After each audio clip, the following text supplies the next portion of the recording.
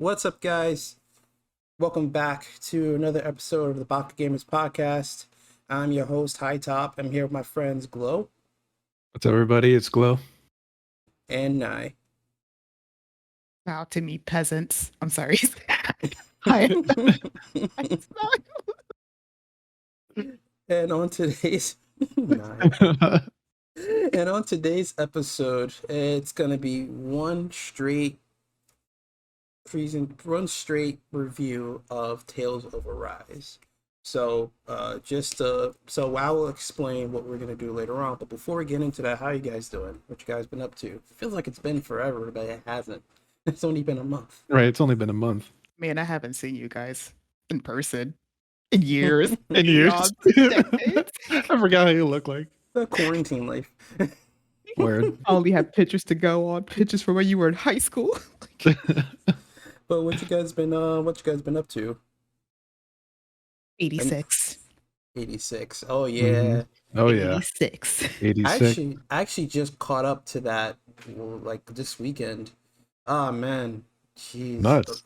It's I Nuts. haven't watched the latest episode, but I am reading the light novels currently. There's a light novel for that? Yeah, it is. Yeah, that's what I said too. Oh. It's all Bookwalker.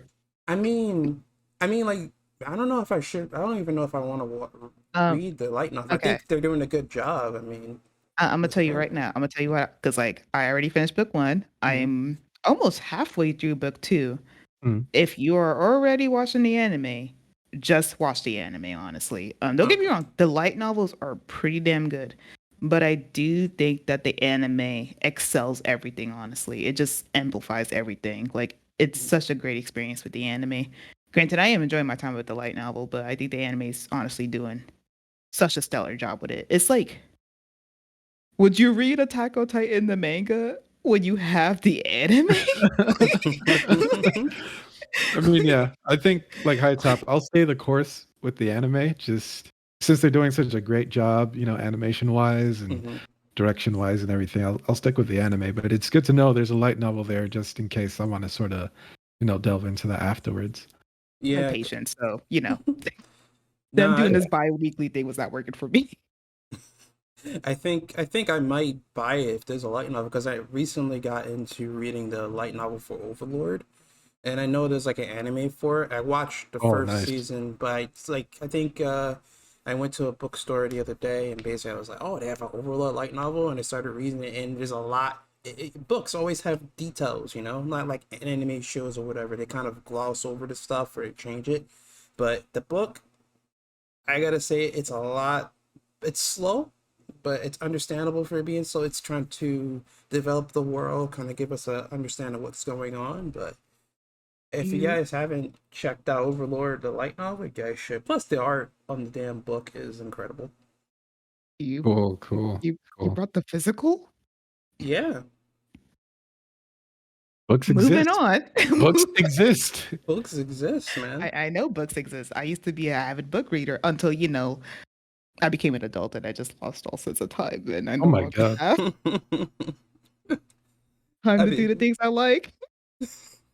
Well, Overlord, check it out whenever you can. And well, pretty much like I think some of you guys went to Anime Next, Anime NYC. Anime Next doesn't exist anymore. It does. It does. It does. It totally does. We have Anime NYC, so Next is there, I guess. Anyway, yes, I was at Anime NYC.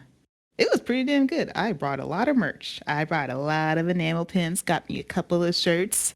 Some nice shirts too, not the, I just slapped on the title of an anime and called it a day shirt. Like, but actual nice. Like genuine quality shirts. Pretty much. Like genuine quality shirts. Like, and enamel pins. Did some gift shopping too. Because most of my friends at this point are anime fans. Yeah. Anime friends. Anime fans. Anime friends. No, that's really cool. I already know about the whole guy who was confirmed to have gotten the what's the name of the variant? Omnicron. Yeah. Omnicron. Mm-hmm. Omni Man. Yo. I already got tested. I got tested this Saturday, and I am negative, so I'm all good. So worth Awesome. it. That's part of the reason why I didn't want to go, just because of that. And sure enough, it did. But I mean, it sounded like they did a pretty good job. Well, a decent job at making sure that people were safe. Honestly, most of the people who I know went are negative, honestly. So I don't think there's too much concerns. I'm sure some people did get it, but between the vaccination and the fact that they did verify that you were vaccinated. Granted, Yeah. there was no social distancing whatsoever inside there, like especially for panels, it was Yeah. non-existent. I, But I Yeah. saw I saw pictures and stuff like that. But you know what's funny? Not to interrupt, but go ahead. I heard a lot of people who went to Anime NYC, they were reporting like not getting that, the after con bug or whatever, the after con flu that most people normally get. You know, when you go to a con and you like feel like crap the next Yeah. couple of days. Yeah, Yeah, I heard from a lot of never people got like that in my that life. was non-existent, like so I guess like mask wearing and people being more, aware of hygiene Yeah, definitely but helped the we know con that's life. going away. Like as Yeah. soon as COVID's over, like Yeah. we're back to like we don't shower for shit. Let's hug now. Hmm. We don't want to be clean. We're not gonna put Yeah. deodorant on or whatever. I mean, they're gonna go right back to it. But it's nice. The mask work. Yeah, the masks work, yeah. I would like to say though, I went on Saturday, and for those who didn't see on Twitter or weren't there at the con, I find it absolutely hilarious that this convention really thought that one small screening room will be enough for to show the One Piece 1,000 episode. That was a whole mess, and I'm not gonna lie, it was kind of hilarious. It was a room, not a One theater. It, room? it was the room. It was not main stage.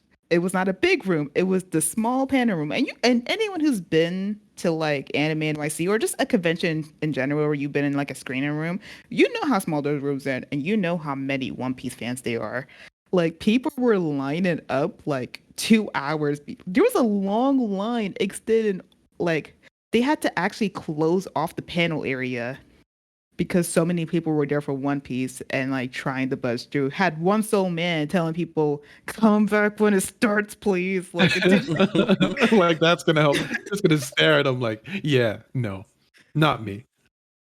Not a damn soul was budging. Like they had to shut down the escalators because people were blocking the escalators at that point because there Oh was just a god. mass mob. There was two lines. There was a line downstairs, a line upstairs, each extending like halfway through the center. Like it was honestly really ridiculous. But they added two more screening rooms, but I still laughed because I was like, oh yeah, three screening rooms. Uh-huh. Yeah, that's totally enough. Like You would Yeah. think they put it like on the main stage or in like a theater, because like they were in the Javits Center, right? So it's yeah. like you would think they have access to that other stadium that's like down the street, and I they have think like you big have to ones. pay more because Comic Con does that, but I believe Comic Con had to pay more Has to bigger get budget. those. Yeah, they had a Mm, bigger okay, budget. yeah, that makes sense.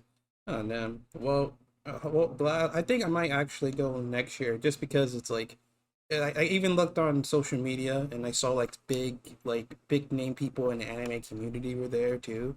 And like even in our group chats, they were even sharing names of people. I was like, "What? They're gonna be there? What?" That was crazy. Did So you just name drop someone? did I? I don't think so. Nope. Okay, no, I'll continuing on. I'll see. I'll Uh, see once I I, go back to I, the No, I recording. don't think you But did. I don't think you did. no, she's trying to catch. I mean, well, I'm happy that you're catching me, but it means more bleeps. It means more of those bleeps. But no, I'm definitely gonna try to go there next Yeah. year. Same. Especially Anime Next. Like I really would like to go back to a convention, just Yeah. because after all the craziness we've been through, like next year, Anime Next is starting up. I'm definitely gonna go to that. Yeah, I'm doing next and NYC next year. I will Yeah, see you at NYC. Yeah. like PAX East is gonna have to wait though. I just have to wait. I gotta see how they do that their I first want to time do through. Anime Expo. That's in that's not in Boston, right? I don't know where that is, but I want to do it. I want to be there. Anime Expo. That sounds like West Coast. I need to be with my fellow weebs, my fellow dirtbags.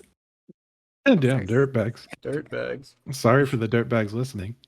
I Word. love you guys. I'm one of you. I say this out of love. Well, if there was one thing that I did see recently, it was that whole Crunchyroll and Sony collaboration. It seems like it's slowly starting to take effect because Crunchyroll is kind of like, I think Crunchyroll was on HBO Max, but then recently they released that it's going to be dropping from it like next year. I think beginning of the end of January, it's going to drop. And like that, when I saw that, I was like, oh man, I hope it doesn't drop from Verve or something like that. Are you kidding me? It's definitely leaving there. Like Ugh, I don't want it to. I it, love it is watching it on Verve. definitely leaving there. More than likely, my estimate guess is that like they will make their own streaming for Funimation and Crunchyroll. That's entirely from Sony. I don't think they're going to be partnering with other places anymore. At least I don't see Sony doing that. Because they're stingy as fuck. Yeah, it's not really their MO. Yeah. Well, either way, only time will tell. But Yeah. with that all out the way, we're going to get started on our Tales of Arise review. Yes. So, I'm going to go down and kind of explain how this is going to go. So, pretty much, we're going to break it up into 4 categories. It's going to be story, gameplay, graphics, and sound, music. And so, pretty much, the first half of this podcast is going to be just straight kind of a basic review, spoiler free, just how we feel about the game, each segment. And if do you guys actually want to do a rating, or do you guys just want to A rating? do I you wasn't guys want to prepared try for to do a rating? that. I Man, thought about it for a minute. I was gonna talk about it before the recording. I was like, do you guys want to do a rating how for hard would it each? be for you to rate Yeah. it, though? I mean, Like, I think I could do it on the spot. Yeah. I I could do just it on want to the be spot. fair to I want to be fair to it. But yeah, I can do it on the spot. It may change later, but I That's what could I'm do it. saying. Yeah. Because Okay. this is essentially on the record, like quote unquote. But Well, You ain't in court. Like, it's it's like not gonna you come. said this in the last podcast, you said Faker. that it was good, and now Well, you're saying it's trash. well, Your I guess. Honor, he said that he gave it a 7. He really gave it a 3, though. Well, if we're gonna do ratings, the scale is gonna be on 1 to 10. 1 to 10 for the scale. I might Okay, even fair. like jazz it up in the future, but 1 to 10. And so first half, spoiler free. Second half, I'll give the warning to let you guys know, give you like a good couple seconds to leave or stop if you don't want to listen to the spoiler free, because we're gonna go off. Nai says that she's gonna go completely off, put the Bring out her soapbox soapbox. down, and You just make it like, sound like I'm just ready to start yelling about the game. Just be You, hey like, we see man, you in the corner, just freaking word. charging up. I see your circle. It's just slowly charging up over there. But yeah, we're gonna do a spoiler free section. So to start off, we are gonna start off our Tales of Arise review, and the first thing we're gonna talk about is the story. So that story, guys. How'd you guys feel about it? I love how it's a Um, silence. Okay. Like, okay. I'll go first with like a quick spoiler-free thought. It was cliche, but Mhm. in an endearing way, I guess. Like everything was a little predictable, but the characters A were little.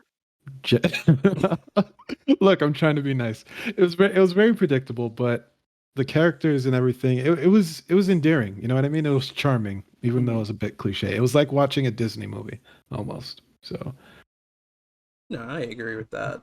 yeah. I guess for me, I mean, it's just like you said, Glow. The story it wasn't anything spectacular. It wasn't anything we haven't seen before. But it was like, for me, it's like I'm a big Tales of fan, and it was good to play a Tales of game on a console, not like on a mobile game after a long while. So it was good to kind of jump back into things that I knew, and I think they did a good job at kind of going back in time, kind of going back to the roots. It felt like, because Mm, it's like, and here I feel like they went back to their roots, but also kind of advanced on it too. Because like okay. a good example, I feel like Tales of Hysteria. Tales of Hysteria felt like they were trying to go back to the whole, medieval, the classics, but it didn't do very well. Saray was too much of a goody goody two shoes, and I didn't Hey, like that. What? hey, What? nothing wrong with Saray.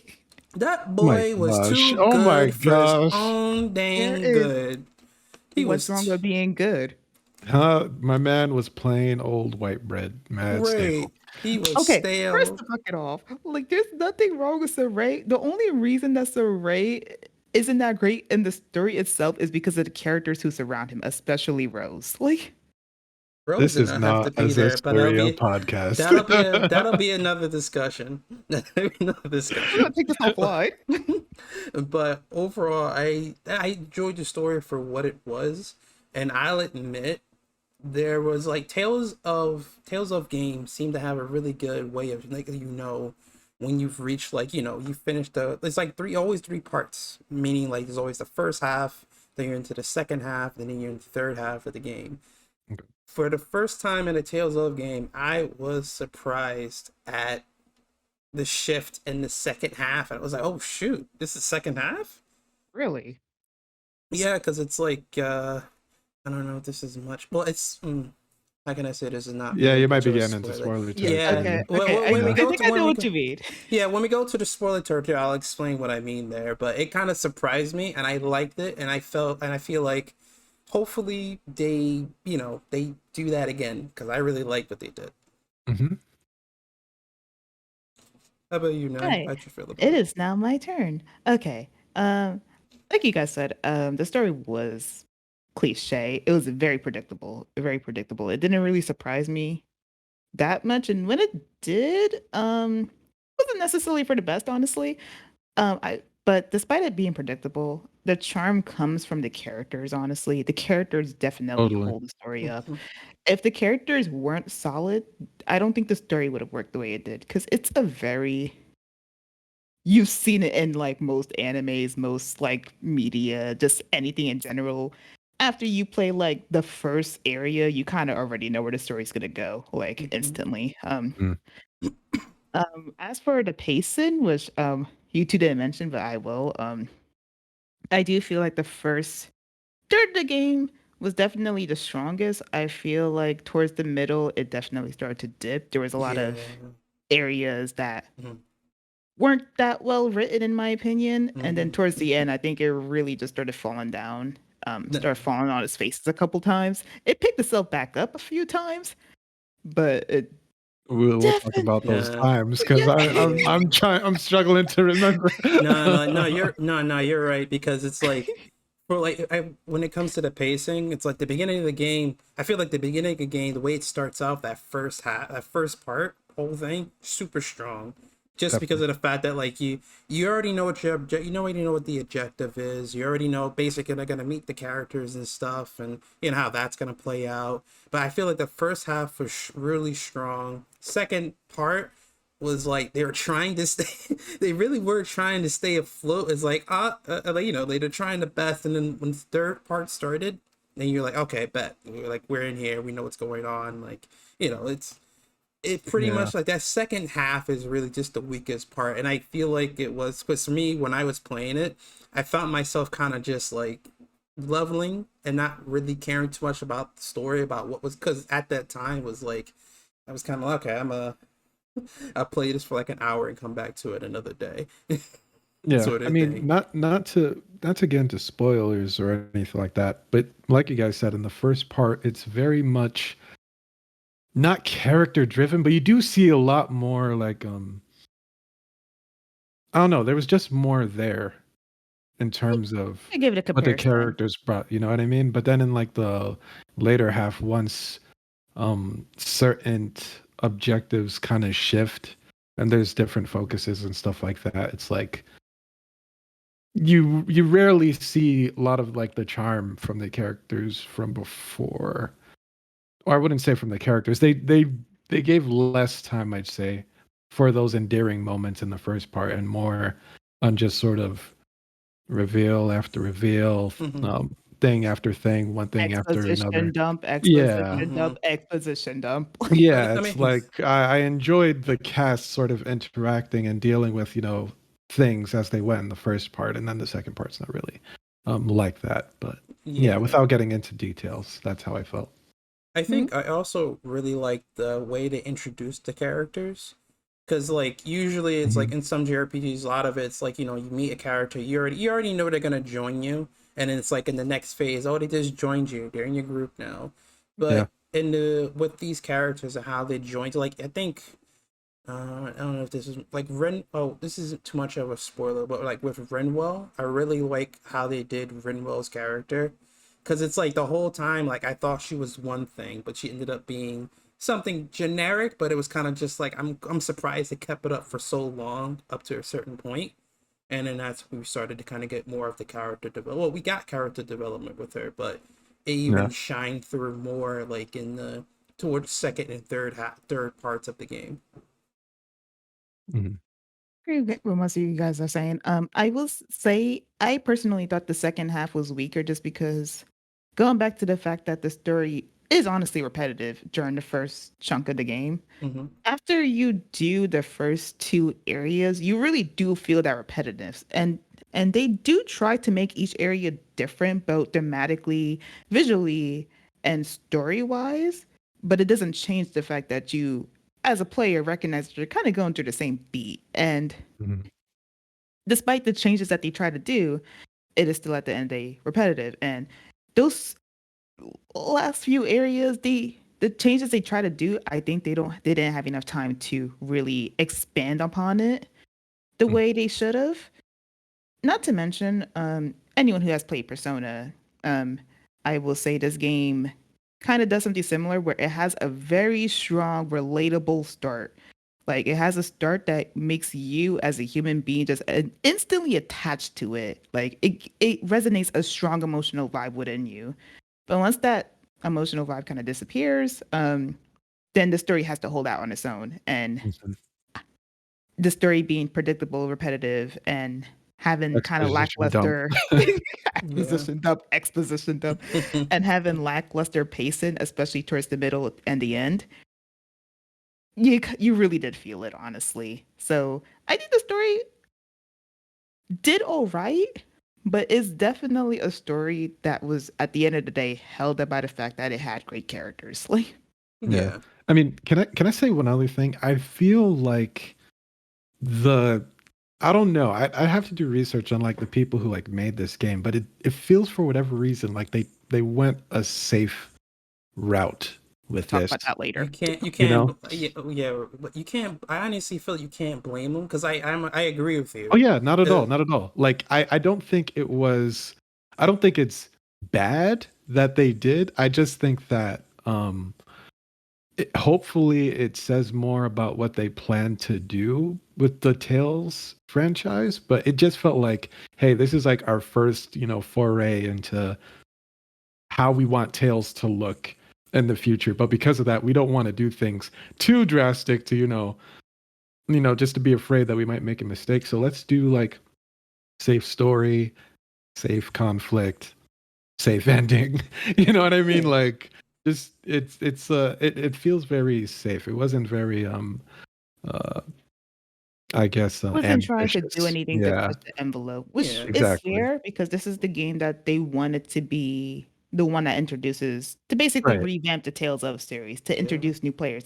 And it definitely did based on those Yeah, for sales sure. counts. I mean, like with like the freaking advertisement that they have it is like I'm first of all, I'm really happy that this game got as much advertisement as it did.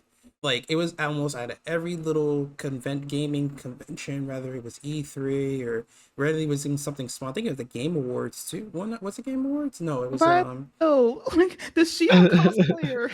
yeah, like she was playing. Lindsay Sterling was playing violin. I was like, dang, they going all up this Hmm. advertisement. I'm mad because not a lot of games, especially Tales, gets that much recognition. So it was great to see it. And when it comes to like them playing it safe, you get it. It's like we want to make sure that basically these people like the story, they like what we're giving them, so that if we do something else interesting or crazy later, it's like okay.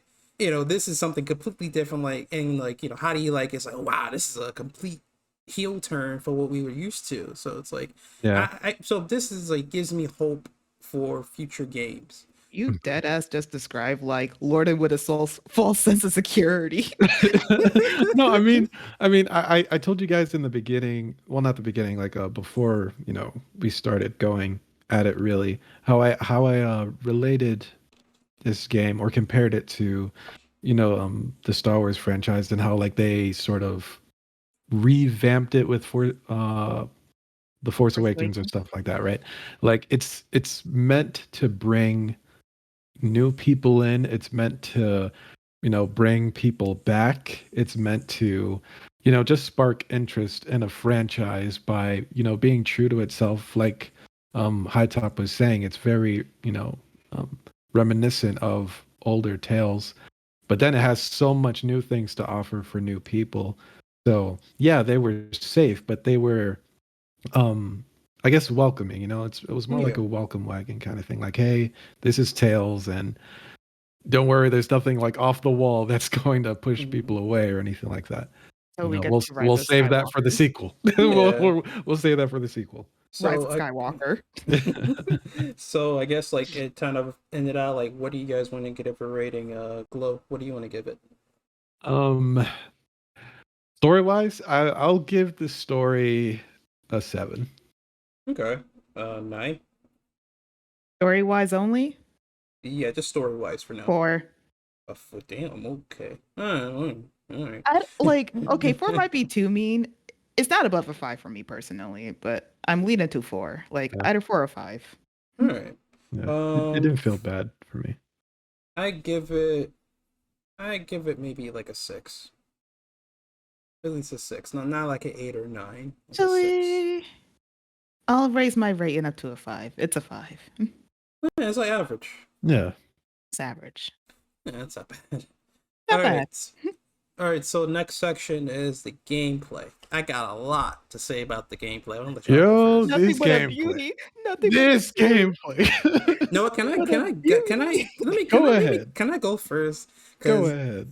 Jesus fucking Christ, this game was freaking So bonkers, fun. It man. was so fun.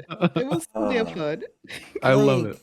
like oh my god, like the fact that basically like first of all, I got to talk about just like the little animation that they have for the characters. Like the Tales of games that I've played, a lot of it was like, I think they used mocap before, but not to Mhm. this degree. Freaking like I'm on the field. I'm not even talk about in combat yet. Like I'm on the field, I'm just running around.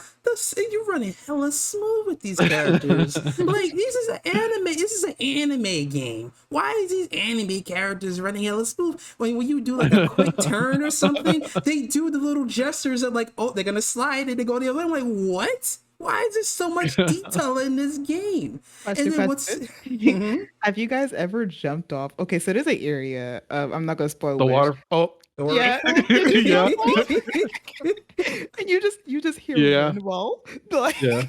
screaming for And Oh murder. law, shit. law. I Oh love it. man. I I love love it. it. I'm not gonna Like lie, I love those moments. No, And the then you climb back up and they're just so upset. Like no, and the that gameplay. ladder. No, go ahead. Go ahead, Hightower. I don't know. I don't know if you're done. I don't know. I was just gonna gush a little bit, but like gameplay wise, was freaking fun. So much fun. Like every battle that you fought, like for one thing, like every battle that you fought in this game was super fun. It was hard as shit, but a lot of it, I'll admit, when it came to boss fights, the boss fights felt like big sponges usually, especially when it came to the big are you monsters. on hard Yeah, mode? yeah. But I didn't mind it too much. I was like, it is what it is. I mean, what more can you really do? You know, Wait. Pause, plus, pause, pause, pause, pause, pause, pause. hmm? What mode were you playing on? No, I was, well, so I started my playthrough on moderate because I don't know where I saw it. I thought somebody was like, oh, normal's easy. I was like, okay, I've played Tales of games before. I'll play it on moderate. This moderate mode kicked my ass, like up to a certain point. Up to a certain point, like this is probably the first time where I would like shift the mode a little bit. I think like you reach the I reached like I think it's the fourth floor. It's the check, and like you face, and like while you face, you go into the cave, and like I kept dying to one of the monsters there, and I was like, why did I keep losing? Then I put it on normal mode. It's like, okay, I'm somewhat winning, but it was still challenging though. Ah, Mm. geez. So it's like Tristan. yeah, so like I played moderate, and like moderate was like I think it's like they hit you more, they hit you harder on moderate, and on normal it's it's normal mode, but it still is pretty challenging. Oh, that would be devastating for Law. Who's my main? Mr. Glass But Cannon over here. and I really love the moves that they had. Like, I'll admit though, it kind of got a little bit annoying at first when they were kind of saying their moves all at once. It kind of got confusing, but yeah, at some point you got used to it anyway. But I love the moves. I love the movement. I love the fact that basically they implement. You are able to collect artifacts that gave you even additional abilities. But Mhm. if there's one thing I did not like, there were a couple of things I didn't like, and they're probably gonna like talk about more in the spoiler territory anyway. But I hated how expensive everything was in this damn game. Why I was everything I Oh, I am expensive? with you, but yeah, go I feel ahead. like we had two different experiences. Like, why is it that the orange gel is probably the most standard low level item you can get to get your magic abilities back? You get your You MP selling back. your materials? Sell your I materials. sold my materials, I sold my Dog weapons, I tag. was still broke, Oh, wait, son. don't sell your weapons. I did that mistake and then it No, turned I out. mean not my weapons, Yeah, don't sell my weapons. my Ninjas, armor, yeah. because it's like the armor you didn't upgrade it at all. So that was the Yeah. point to Actually, sell it, but now that I think about it, based on what you're saying, you died a lot more probably, so you really needed those gels. yeah, yeah. And I think the reason why I died a lot is because like they didn't have a way you can actually set the parameters for separate characters, and this was a big thing that I thought, from my opinion, I thought it was bad for me. It ruined my experience, but it could have been better because in old Tales games, you were able to go into individual characters' parameters or stats, not stats, but parameters, and Yeah, basically like you can set. strategies for them, right? Yeah, you can set, like where you want to place them on the field. You can make it say, oh, if you want them to attack, if you want them to strictly heal. Instead, in Tales of Arise, they opted out and actually doing just a group thing. And it wasn't too bad, but it didn't really work out well for me personally. I didn't really like it.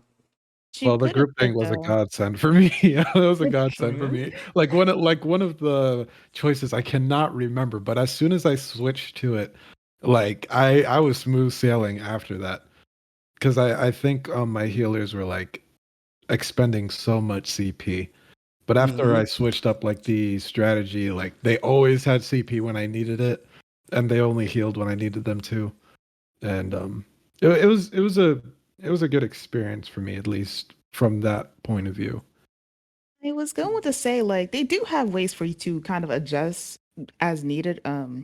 Like you guys mentioned, you could go into the parameters for the group. I don't believe they had individual ones, but like you could set parameters like, oh, if my CP is at 70%, don't heal as much, or Yeah. Hmm. if Yeah. CP is at 50, don't heal me at all, bitch. And then another thing you could do, which I didn't do too often, I only did it maybe rarely, maybe like once or twice in the game, honestly. You could turn off some of their skills just so they don't waste it. Like, Yeah, Yeah. yeah. Like I know that, but so it was like for me personally, I would have liked it if we could just individually set those strategies for individual characters. Yeah, because you do want some characters to not, sort of go at some, specific monsters, right? It's like I know that's a bad matchup for you, but because of your AI, you're still going to like oh, throw I yourself in hate that that. direction, I do hate the fact that you can't target lock for your like allies. Like, Yeah. if you are targeted on a enemy, they are still attacking whoever the fuck. And you No, you can't could tell have them who to attack. you could have set it to where like attack the target I'm attacking. It was like it was one of those settings in there, but I never did it because I I wanted did everyone to not do see their own that. thing. Yeah. Not to mention, I probably still wouldn't use it because, like, a good percent of the times, my preference, which if my characters learn to fucking obey me as they should, is like if I'm fighting a boss and like boss summons like a bunch of smaller fuckers who are just dare to annoy me. Hey, hey, allies, hey, meat shields, go deal with them. With the boss now. Like, fair trade, right? Like, but no, these fuckers are over here all attacking the boss, and like these small fuckers are just attacking me. I'm just like, Yeah. why, guys? Do your jobs. Like, take care of them. Like, Actually, the One one AI. Oh, sorry. No, I was just gonna say one thing I really liked about the gameplay though was like the combination attacks and everything. Like when everyone would like do Oh their yeah. own moves together. I'm Hmm. telling you guys, I don't know if you guys had the same experience as me, but I never got tired of it. I really I didn't. never Oh got no, tired I of it. never I got never I got tired tired never of of it. got it. This tired isn't of it. Kingdom Hearts now. This is the Kingdom Hearts Right? 3 where like the Disney attractions pop out. You're just like, Like no, no, I don't want you. Yeah. Like like every every single one, I just freaking enjoyed. And it was I, so epic. I loved right. ending like encounters with it too. Like, oh my God, it was so I good. love using laws. Like I abuse laws. Like anytime I had the option, I was usually picking laws to end it off with, just because I love seeing his the most. But I occasionally switched it up to the Yeah. other characters when I. Yeah, I like Laws, Kisaras too. I don't know, man. There's a The This game is lot gameplay, of them. so There was they a freaking don't good. miss. lot They of don't miss. They Um, really like don't. the I need. gameplay. Oh, go ahead. Go ahead, High Top. I'm sorry. No, I was just gonna gush more about the final attacks because it was like there's just so many of them. But I remember when I was getting each character and like I knew that each one had their own specific ones. I was like, I gotta test every single one out Right. and figure out what they look They like. And were like so they were good. so They good. were so fun to utilize too. Like they Right. just made you it made you feel accomplished. You were just like, yeah, I did. I think what helps is that you have to earn it. Like it's not like that Hmm. Yeah. final attack like just comes willy-nilly, Kingdom Hearts. Like you have to actually earn it. You have to combo enough so that you fill out the blue gauge and then you can end it off. Right. Hopefully before they die. I'm not gonna lie. Sometimes when they die, I'm like, you fucker. Word. I mean, I had something waiting for you, yo. That frozen hammer was going to end your life, Right. bro. Yeah. Like Madai, what are you about to say? I think the gameplay was so super solid. Honestly, the gameplay is probably one of the best things about this game. And it's so rare for me to say that about an RPG. Mm-hmm. Usually I think the story is the best.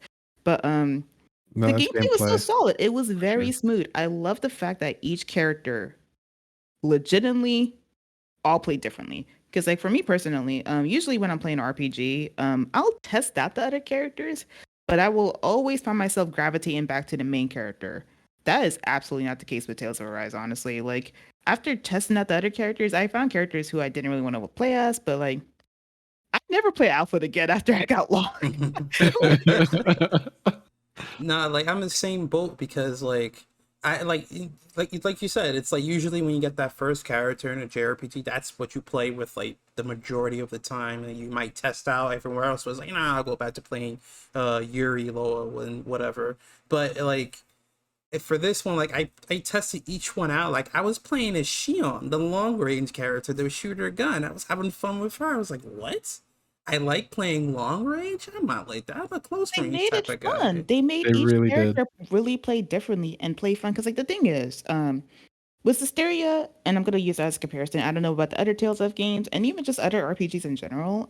Unless it's a turn-based, when it comes to action RPGs, even though they do try to make each character play a little bit differently, give them different arts and whatnot, for the most part, they all kind of play the same, honestly. And what really sucks Mhm. is that visually they all look the same when they're fighting too as well. Mhm. But Hmm. when it comes to Tales of Arise, not only do they all legitimately play differently, like they are all completely different from each other. No one has the same shit whatsoever, with the exception of some healing arts. Like Right. um Like there was no overlap, you know what I mean? Like it was just very whatsoever. distinct. Yeah. Like with other RPGs, there are overlaps. Some characters, like, oh, this character has faster speed, but like you don't really visually see that or feel that, honestly. Whereas this game, like you really did feel it. They all had different arts. And on top of that, visually, they all looked like they were playing differently as well. Like, Mhm. Actually, I wanted to ask, how did you guys feel about there not being a guard button? I don't give a I fuck. don't I need never no use damn guard guard anyway. button. I don't need no guard button. I don't give a They Nah, needed a fuck. like, guard. I Those don't give a monsters needed fuck. a guard, bro. Those monsters needed a guard. no, like, Honestly, dead ass, like, okay, okay. I'm gonna get so much shit for this. I am a person who Oh. charges in like Liam Jenkins. I do not guard in any game usually. Like it is very rare for me to guard. I'm a dodge roll my fuck out of that. I'm a dodge roll the fuck out of that. And the dodge roll don't like work, then like I guess I'll have no choice but to guard, but I'm gonna do it very angrily. Nah, I Like the mean, thing with like, guarded is that I can never get the timing perfect, honestly. That's why I prefer to just dodge roll the fuck out of it. Like, man, I Yeah, I had a hear you, but hard like time. with this game, bro, with this game, not to interrupt you, High Top, but Hmm. with this game, like I couldn't help but keep stringing attacks one after the other. Like, yeah, you definitely had to get out of the way for some of those heavy hitting, Zoogles, because they will punish you if you give them a chance. But the way the gameplay worked, it definitely felt like I was going from one attack to the other. Like I was giving these it was guys no so chance. buttery smooth. It was No so chance. you could really tell that they sat down and really just thought of everything to make because like there was never a drop in the battle, honestly. It's not like again, Hysteria. Like, I'm not gonna lie with Hysteria, I button smashed a lot because I didn't even understand the gameplay mechanics at the time. They told me shit, and I was just like, "Cool story, bro." Right. Like, Because like this game, it has a thing where it's like, oh, you can't use like your arts too much, and then it makes you, do attacks or whatever to get your arts or that gauge up. I forget the name. the So AG that gauge. right. So you can like start using the arts and stuff like that. But it never feels like a slow moment Yeah, there's never in a the lag combat. or like a Yeah. lull in the combat system, like with other games where it's like if they did implement a system like that, you feel it. Like when you're sitting Oh, there, I'm yeah. like, oh God, I just have to walk around you now, wait for this gauge to fill the fuck back up. Like, and it really helps that with the AG gauge. I like the fact that they thought of ways to make the AG gauge feel feel fill back up faster. Like between like the whole that what's it called? The stats where you like increase your stats, you Mhm. buy things with your SP. Yeah. Um between that and additionally, I abused the shit out of this by the way. Whenever my AG was out, I just boost striked like whatever character who I did not need their boost strike for. Like if I was in an Oh, yeah. enemy, like in a zone where like there's not a damn flying monster in sight, you better believe I was abusing shield just to get my Yeah. AG back up. Shoot them out of the damn sky. I don't care if they're not flying. Shoot them. I think also another thing I wanted to gush about is just how cinematic the some of the boss fights were, like the big Absolutely. boss fights. Those things were like I think the first time we got a cinematic was like the first boss, the first major lord that you fought. And it was like, damn, this is hella cinematic. Like you got like the first lord and you facing the freaking Ifrit and like the whole fire spirit or whatever, you're facing him at the same time. You're like, what's going on? And you're just like hitting buttons, and it's like each fight was really cinematic, and I really enjoyed it. And it was like, if they hopefully they continue doing that in future Tales of games, because that's a good I don't feature. think I could go back to an old Taser game as the funny this. Oh, heck no. This I'm gameplay sorry. was so Nah, smooth. I don't think it's possible for me to like go back to fucking Basiri or some shit like that and be like, I can't. they spoiled us in this Yeah. whole game. Yeah, definitely can't. gameplay this great makes it really hard to go back to the older series because like you've been spoiled. You've been Yeah. spoiled so much. And like I really do appreciate the fact that like with each character playing differently. Honestly, I even though Law was my main, like I was usually using Law for most things, I did use Renwell a lot too. Renwell I think I use often as my boss speeder. Where it's like, oh, I'm in a boss battle. Okay, fuck you, Law. Go into Renwell now. Yeah. Time to abuse her. I also like the fact that even if you did choose to play in a way where you were just focusing on one character, whether that was Law, Dolhami, or Kasara or whatever, the other characters were just as useful. They were doing things. Their AI was surprisingly good, honestly. On point. Yeah. Their The AI was AI was on surprisingly point. good. And I like Nah. the fact that their boost strikes also added, like, I love using their boost strikes. Granted, some characters I feel like their boost strikes were not used too often because there was never really a monster to use it on that often. Like I feel like with Law, his boost strike by the end of the game was just like, "Hey, am I ever gonna get a chance to use you?" Mm. Like Especially Rinwell's like Rinwell. Only time you really use her is if magic was going on, or with Dohalim's. Like if you meet one of those, like you'll know when you meet like a fast monster. There's not really a lot of fast monsters in this game, so it's like a lot of it you just kind of like, oh, I'll just throw it out because it either looks cool, I just want to add additional damage and continue my combo and stuff. With that Mhm. said, one complaint I have, and I don't know if you guys experienced the same thing I did, is that one thing I liked about the Butch Strike is that you didn't have to get the time in down perfectly. Again, I am not a person who's really good at getting time in specific, like perfectly right half the time. But like, I like the fact that there was quite a lot of wiggle room to like get the time in right with their boost strikes and still have it get effect. Yeah, they're pretty forgiving. Like I Not know there were Kizaru though. times. No, Not because Kizaru's Oh awesome. no. I'll be straight up real with you guys. I don't think I've ever used her like boost strike correctly. Like maybe when they were explaining it, sure. But after that, I was just like, look, if there's something charging at me or whatever, I'll just get out the way. Here's the thing I hate about Kizaru. Like I much like Hugo, it was because like Kizaru's boost strike is one where you could use it when they're in the middle of the charge, sure. But at that point, they're already hitting you. Like Yeah.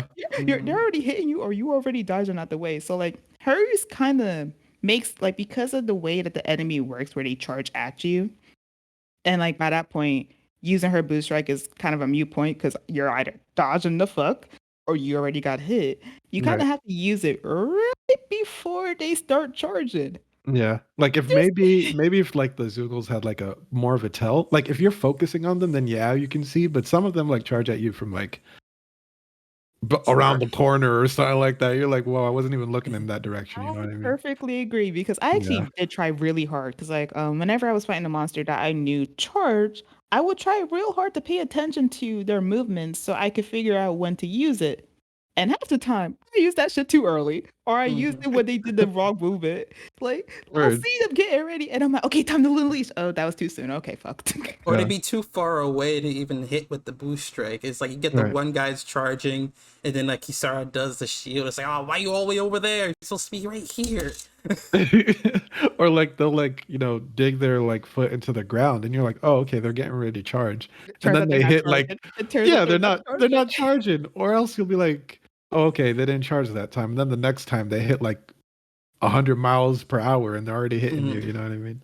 I But I really wish they did something to give a very distinct tell of when they're gonna charge because right. hers is really one of those boost strikes where if you don't use it at that Pacific timing, Yeah. kind of waste. Which Yeah. is one of the reasons that I honestly didn't use her boost strike that often. Her boost strike was honestly pissing me off after a certain point. I used it just as additional attacks at some point. You know what I mean? Like I'd be Yeah. attacking whatever. I'll be like, oh, Kisara has it. I'll just, use it to get, whatever Zoogle I'm fighting or whatever. Like a quick stun and then continue my combo. Speaking of combos, yo, oh my God. Ooh. When I hit my first 100, I was like, thank you so much, yo. Like Didn't it feel it was amazing? Didn't it feel so amazing when you good. saw that trophy? Yeah, so good. I was like, thank you. I think I Thank oh man, it was so great. Go I ahead. think I got the there was like a trophy in there where it's like you get like if you hit a certain like number of points, like damage points, you could get a achievement. Like if you hit Mhm. like 99,000 or so like attack points, like you get the achievement. I got it somehow some way like in one hit, like one hit delivered this amount I of think I attack. know I'm which like, one how you're did I talking do Yeah, that? about. yeah, Yeah, yeah.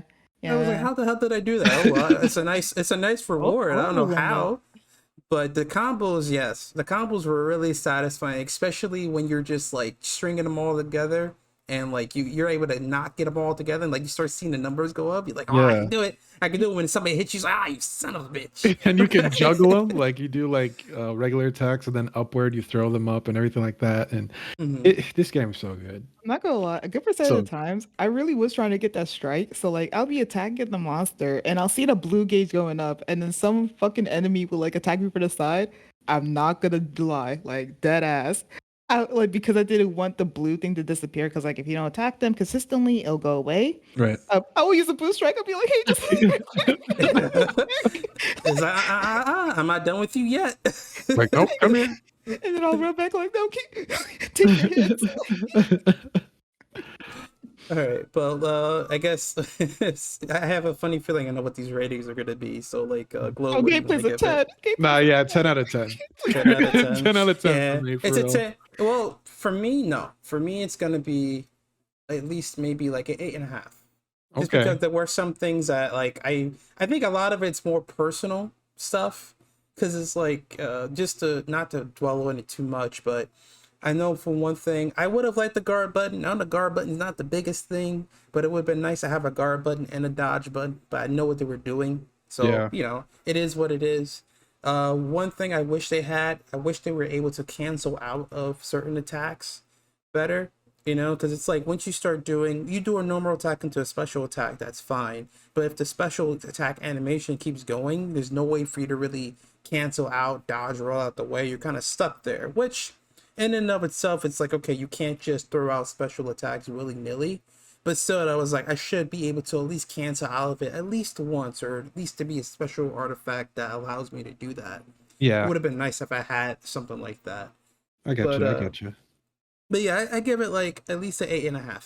At least 8.5. Feel you. I mean, I do have small complaints as well. Like, not nothing's a major complaint when it comes to the gameplay. I really do think that the gameplay, each mechanic really does lend to itself and makes it just work as a cohesive like clock. Honestly, like all the gears just work. They all just work, man. Small complaints. Like, I really do wish I could tell my party to focus down on like one enemy, just lock on for them, things like that. But with just how fun the fucking gameplay was and just how well they each work with each other, I cannot give this anything less than a 10. Like, Mm-hmm. maybe a 9, but like, no, I refuse. 10. Like I would give it a 9 personally, but because I can't think of any real personal gripe for myself. Like, yeah, there are like some things like, damn, I wish they did that better, or maybe they do that better or something like that. But to be honest, I rarely had those moments. I was too enthralled. Like, I definitely see that they threw a whole bunch of man hours at the gameplay. Like, yeah, the story was there and everything. Like, whoever was writing, they were like, look, man, just write a story. We'll take care of the gameplay and how everyone fights. You know what I mean? And they went all out. That's why, like, definitely the highest for me, 10 out of 10. All right, all right. So now we're moving on to the next section. Graphics. I think we can all agree this game Looks is good. freaking It looks beautiful. It's gorgeous. It looks good. I That's will all I have to say. there are some. Nah, yeah, No. no. What is it, like spoiler territory or Like the like? texture issues with Alphen sometimes. Yeah, like there are some texture issues, but even then, I gotta say, for a game that, all right, this might sound like a dig at Kingdom Hearts, but I've been doing nothing but that, so go ahead. it might sound like a dig at Kingdom Hearts, but in Cage 3 kind of had like the hyper realism, and I think that was just so The baby faces. yeah, so that it could kind of come and look not so jarring when they go to Pixar movies or whatever like that. But for a game to capture an anime or an artistic aesthetic, right? But still be 3D like this, I was impressed. I'm not gonna lie, I was freaking impressed. They did a freaking good job. They did a freaking Like good job. that the game, for the most part, like I'm not too sure what they did, but I like that it has a almost watercolorish feel to it, honestly. Yeah. Like it's not Mhm. something you see in a lot of games, but like the way it looks aesthetically just reminds me of watercolors. Like Yeah. Yeah, It's like they captured an anime look, but in like I don't know. I don't know how to put it into words. I was just impressed. I'll leave it at that. I was impressed. Nah, like I'll agree because it's like going back to old Tales games. Like a lot of old Tales games, they're anime as never fuck. change. They never change. changed. Never changed the. It seems like they never changed the engine. Animations got bumped up, especially with like the big fight moments and stuff. But Mhm. in this game, I think they used Unreal Engine for Yeah. for it. But the fact, just like you said, Glow, the fact that they kept it, even though it was like it's an anime type art style, but yet it still looks kind of realistic. It's like, how Who y'all do knows? that? Exactly. How y'all Who do how, knows? Yeah. like they did a looks really so good job. It looks really good, especially especially the fights. Like freaking when you meet Baka for the first time in this game, Is that he a spoiler? cleans everybody. Hey man. No, Hey no, it's man. We're not. getting No, into spoilers, man. Name is drop that them spoilers? casually. Or- Yeah, yeah. Yeah. we're talking characters. That's Yeah. absolutely a spoiler, high top. Ah man, okay. I I'll bleep it out. I get the Baka in that one. But know we're getting hype. I know we're getting I hype. know, okay, but the fight, the overall animated fights Hmm. in this game, in the story moments and story beats were freaking phenomenal and freaking beautiful. And like Absolutely. they were choreographed so well. It was like obviously a lot of it was mocap, but dang, why did it look so good? Okay. I, I may reveal myself with this. Like, I'm not gonna lie. So we were just talking about like the strikes, like the team attacks. So like Mhm. I love seeing those team attacks for like the poses sometimes because he just looks No, so good. absolutely. Mhm. Absolutely. Like when Shion like when Shion does her team attack with Alfred and she just kind of poses next to him. I'm like, yo, why you look so good, girl? It Yeah, looks so so damn right. good. This game looks so good. It looks so good. Also, we didn't talk about this yet. The costumes, man. This is one of the first, like, in a Oh. very long time. The I haven't cost. brought DLC costumes in so long because usually, I just like to have the characters in their original outfits. Usually, Yeah. I'll rarely change them. But yo, Shion Mhm. looks so good. She Hmm. looks so good in some of these Yep. outfits. I'm revealing myself as a Shion fan. That's okay. But like, she looks amazing in I some of bought these them all. outfits. I Like, bought them all. I bought every outfit. Nah, yo, they gave Shion some sexy like outfits. They gave freaking Kisara, homegirl well, with the buns. Shield Freaking Shield I Mama. love Law and his fucking like ceremonial wolf garbs. I didn't buy all the DLCs. I wasn't that next level. Like, but I was a stab. I legit looked at the outfits and I was like, I like these outfits, so I buy this for this character. The only outfit I liked on Law was the ceremonial outfit, and I was just like, oh, you're getting this. You will never. It was to the point that I shit you not. When the game finished and you see the cutscene with him in his like actual outfit, I was like, oh, that's right. That's Oh what you yeah. look like. Oh yeah, that's it. Yo.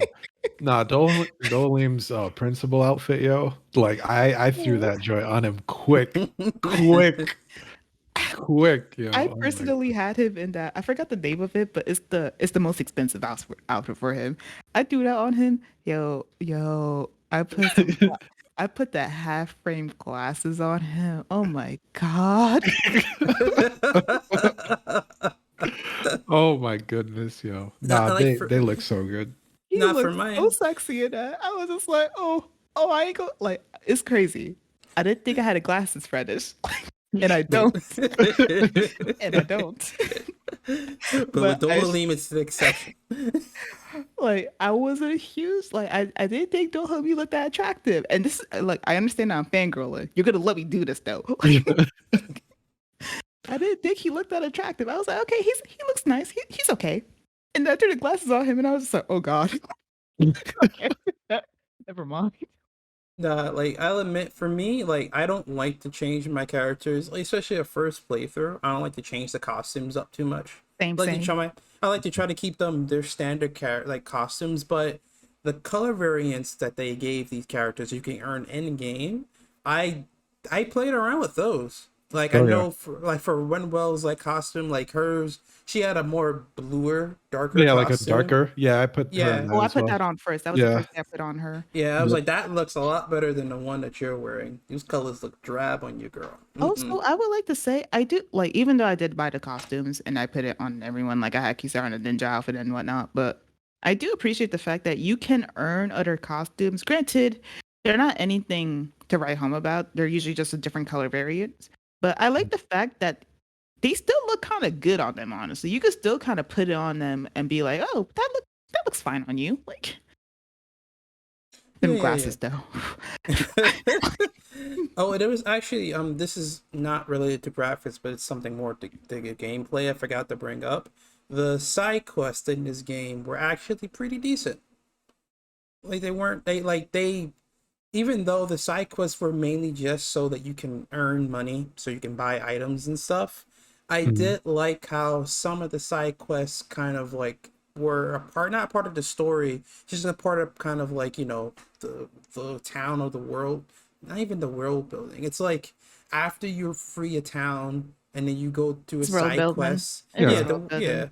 And I Yeah, like world that. I like building, that whole like thing. character like just character moments. You know, they did a good job with those, I even guess though Yeah, I'll a speak lot to of that them are like too. fetch quests, kind of. yeah. I'll It's speak on that a little bit too. mhm. For the side quests, I do think they could have did a lot better. Honestly, a lot of them were pretty much, fresh quests. Go here, beat this, come back. Like, Yeah, um, there was a few of them that were good. The long running ones, especially like the one with the cooking guy. I'm not gonna lie, I had a lot of fun with that. yeah, he's Specifically because hilarious. of Shion. Like, I just love Shion. Just like look at it, it's like just going it's like simply fantastic. And this shirt just gives him a deadpan look. like I do like the characters' interactions with the side quests. I personally think they could have did a little bit more. Only a few of them stood Yeah, out to me. yeah, same. Yeah, I get you there. But in terms of graphic rating, what do you want to give it? I'm gonna give it an I give it eight. an 8. Oh, same vibe. Eight. Like vibe. Nah, I'm gonna give this thing like a 9. It's like it just blew me away. Like Yeah. they really put they that budget, unlimited budget works. Went to the gameplay. Went to the gameplay. Hmm. Hmm. It went to the gameplay, but them graphics though, Yeah. them things. All right, so now last section is the music, and honestly, I love the music. The music was nice. The music was good. There's more variety, honestly. Yeah, like I know in did I do something wrong? Okay, no, I didn't change anything. Good. I pressed the button. Imagine, oh, we I haven't been was like, recording this whole time. imagine, but I think in old Tales games, like when you knew, like one thing I noticed whenever you knew like you were about to move on to another section of the game, the first half, second half, like the music would change up. And here, the music did change up, but it was sometimes it was either really subtle, Hmm. or they kept the old track and just kind of like they kept the old track but changed it in certain situations or certain areas. So it was like it was a nice change of pace to kind of like, oh, like you didn't know for sure if you were in the second half. For me, I didn't even know if I was second half, but the music was like, oh, did it change? Yeah. Did it change? No, I didn't change. No, it did change.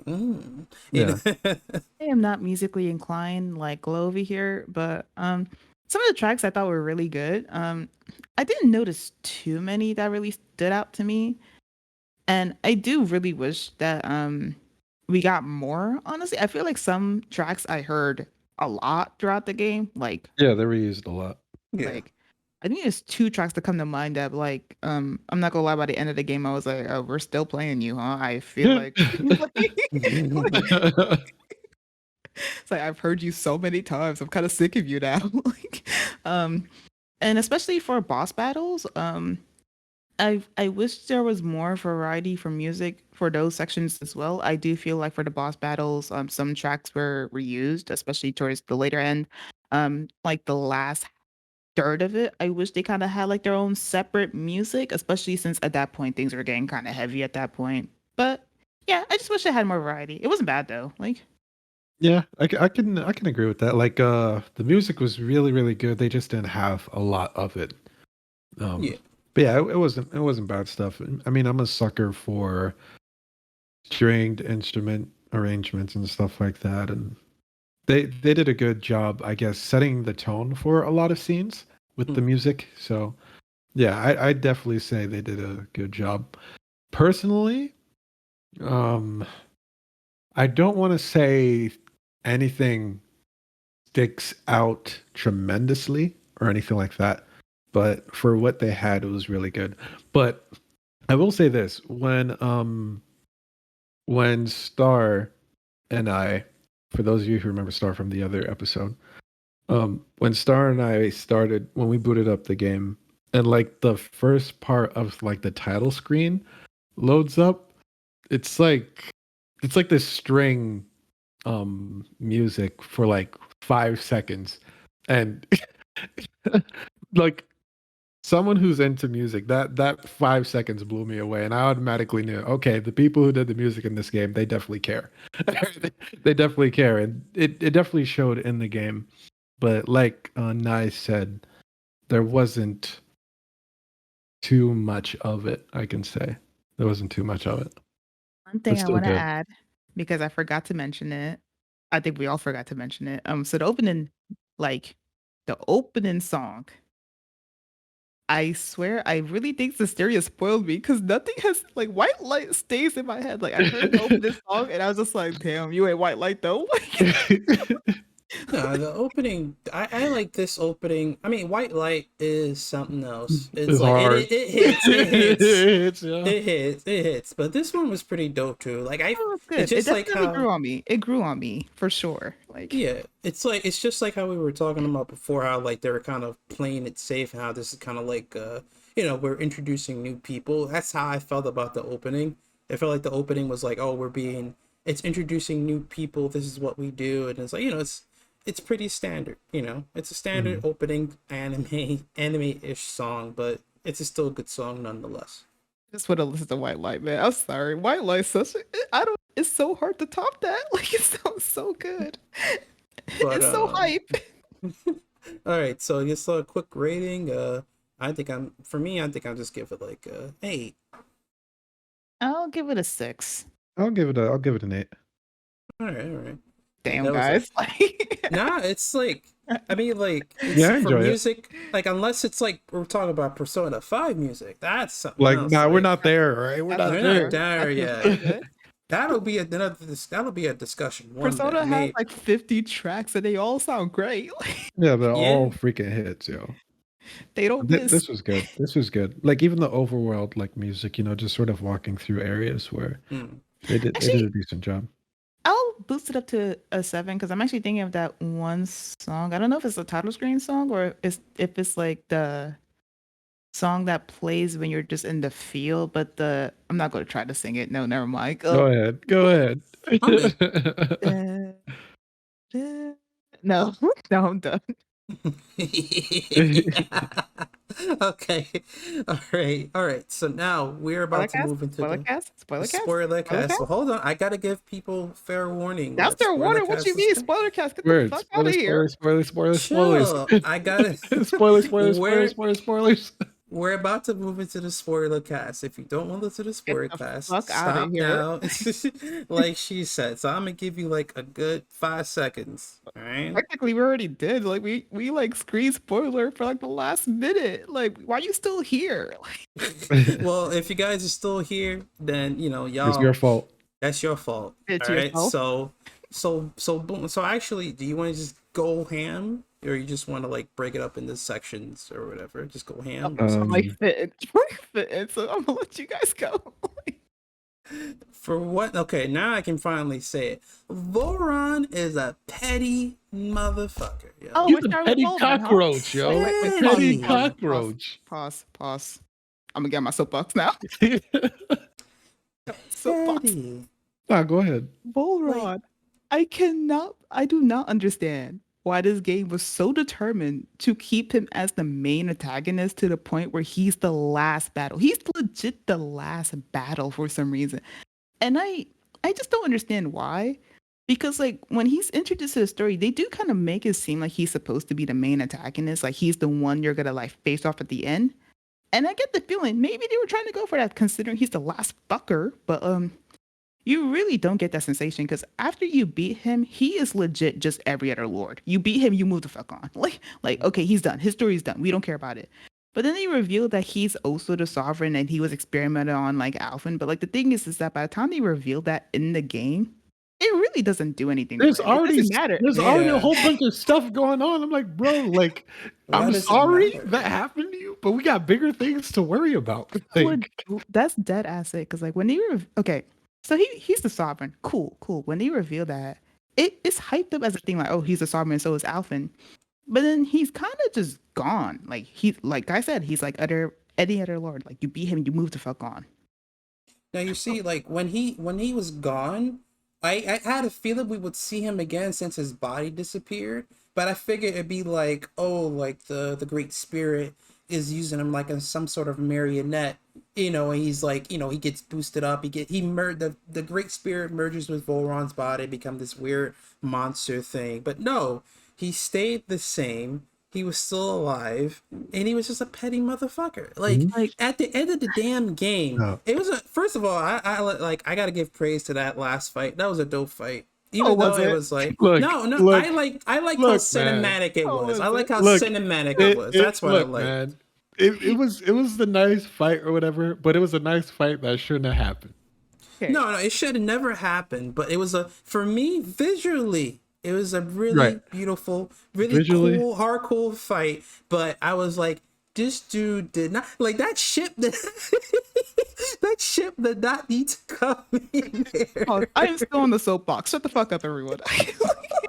I I really hate the fact that they do try to like bring up this whole he got experimented too, but like dead ass, like Glow said, when they reveal that in the story, it's at a point in the story where you're just like, I do not give a fuck. Like, there's so much other shit happening. I do not give a fuck. seriously. He's so irrelevant by that point. And then when you see him again, like when he's like tied up to that tree or whatever the fuck, and like he's just like, I'll find you. And I'm like, dude, this ain't even about you anymore. Relax, bro. Like we have not thought about you in ages. Like I don't know what your gripes is anymore. Like because like they bring him up again. Like after you beat him, after he like dies, quote unquote, and you see him tied to like the tree. Like when you find out like after you find out about the whole experiment thing, he's such a irrelevant character. You do not care about him anymore because there's so much other shit going on. You have the main antagonist now. The whole Right. like actual planet The thing that's gonna actual planet. Yeah. yeah. Or well, whatever its face, the spirit. What this dude said, like, oh, I'm gonna come back for you. I'm like, homie, I don't even care about you. I don't even know your name. It's like, fam, sit down and be a good citizen Like, like everybody else. like I really do not understand why he had to be the main antagonist. Cause like he doesn't have any depth to him. Like even though you find out his backstory, that's all it is. You just find out his backstory. You don't know how he feels about it. You don't know how it impacted him. You don't besides the fact that he's just fucking crazy. Yeah. But that's Can I all say it's something played though? off as. Can I say something though? Go ahead, go ahead. Like, but I feel this plays back to them like playing it safe because it's like it looked like they had something, right? Because like when Vaughn's first introduced, it's not like as this random lord kind of thing. He's freaking They kicked Sephiroth. your ass. You know what I mean? Like he shows up out of nowhere. He's wrecking house with this long sword. He's mad mysterious, and we're like, oh my god! It's literally like this mysterious dude who's come out of nowhere who seemingly knows something about Alphen and who you're freaking terrified of because he like kills all these Zoogles and then just disappears and we're like yeah, we don't want to fight that. Even Shion's like that's bad news, and she essentially had like a fearless streak going on, you know what I mean? So when they first introduce him, you think there's going to be depth there, and then it's revealed, oh, he's just a lord, and it's like he's not just any lord, right? So I was like, okay, how is his like domain or whatever, like how is it, like is there something special about it? No, he just wants to rule over people, so he makes people They don't even obey elaborate on him, that shit, I though. guess. They don't And even I'm like, elaborate on that shit. Like, what's his motivation? Oh, I just want to rule stuff. I'm like, That's bruh, he, that's it. boggles the mind. Because, like, I shit you not, like, verbatim, like, after you beat the fucking planet at the end of the game, in my head, I was like, oh, that was a weird, like, final battle. That didn't really feel, like, climactic or anything. And then he like comes from his ship. I don't know where the fuck he got this ship. And just comes in. And like when I sat there like, I don't care about you anymore. Why are you here? And then I realized Nah. like when it became like the alpha versus him, I was just like, why? Why? You are just he is legit just every other lord. Because like you really don't find out anything about him. Like, yes, whatever, you find out his backstory, but it's all exposit to you. Like, it's all Yeah, things that you find out through like a fucking data chamber, right. similar to all the other lords. Like when you get to what's it called, Lenzen, when they go Well, to Rena, yeah, Letigus. Lenegus, Letters. when they get to Yeah, Lenegus and like they find out all this like information about the law, like the lords like yeah. post like exposition dump, like thank you very much. Oh man, I feel so much sympathy for that one bitch that can't remember. Now, honestly, I think that's probably the reason why the second half felt so weak. Because it's like in the first half, you get introduced to all the lords, you fight them, and you even fight Voron. That seemed like a final boss because they had freaking. You had three phases. You had this lion thing that combined, and had two phases, and then it's like, okay, what's next? It's this red woman, but like you don't really hear much about the Red Woman until like a little bit later into like the final act, and it's just kind of like it That's bogs something it else down. too, but And yeah. honestly, and also like I think this is where they rushed and they couldn't do anything because it's They like totally rushed. They Yeah. yeah, totally rushed. because like in the second half it's like you meet the fire spirit again, which is Ifrit, and you're like, oh, they're gonna introduce like the summon spirits, you know, because they're a big Mhm. part of the Tales of lore, and you fight him and it's this big cinematic fight and like, oh snap.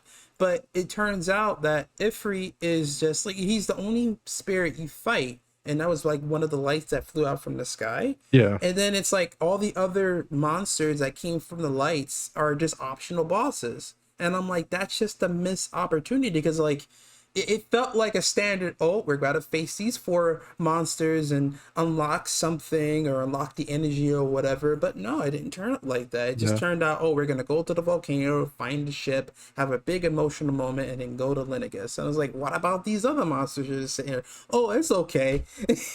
Yeah. I So don't like I think they didn't want to go that route because like I guess they'll be doing like the lords all over again. Just but even look, like Volranio, like I just do thinking not. about this dude Okay.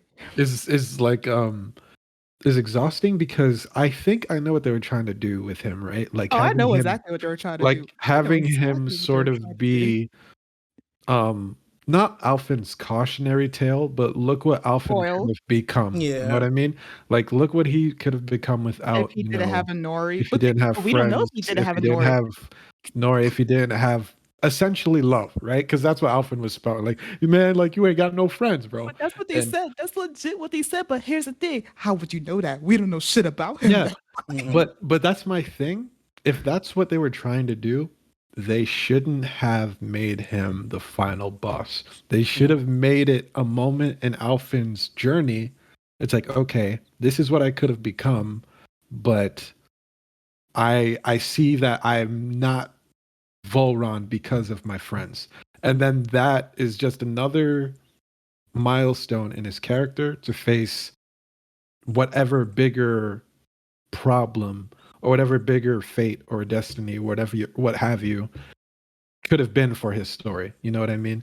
But they made it so that Volron is the final footnote in all of this when I feel Alfin already been learned whatever lesson this was supposed to represent. And he's regurgitating this to Volron, and Volron being Volron doesn't get that. So what's the benefit? You know what I mean? Like it's Okay. not like it's not like Alfin's learning something from facing Volron because he learned that lesson like hours ago, story wise. Like if you've been playing the game, he knows that his friends make him different, and he's the one who basically teaches that or helps Xian like learn that almost. You know what I mean? Like it's okay to have people let you in, all that sort of stuff. Well, I mean, all that kind of stuff. But it's like they save Volron for this big final like fight when the lesson, quote unquote, that's supposed to be learned, Alphen already knows. Volron's not getting it, and that's the last thing we leave off on. I would Like, like to also add, because I'm still on this volunteer, like I'm not leaving the soapbox. like, yeah, like, like the thing is that like what you're saying, Glow, is that they were essentially trying to make Volron his foil. But the yeah, thing about a foil is that the foil has to have some form of interaction with the person they are like paralleling, basically the mhm, person that they're like represented against.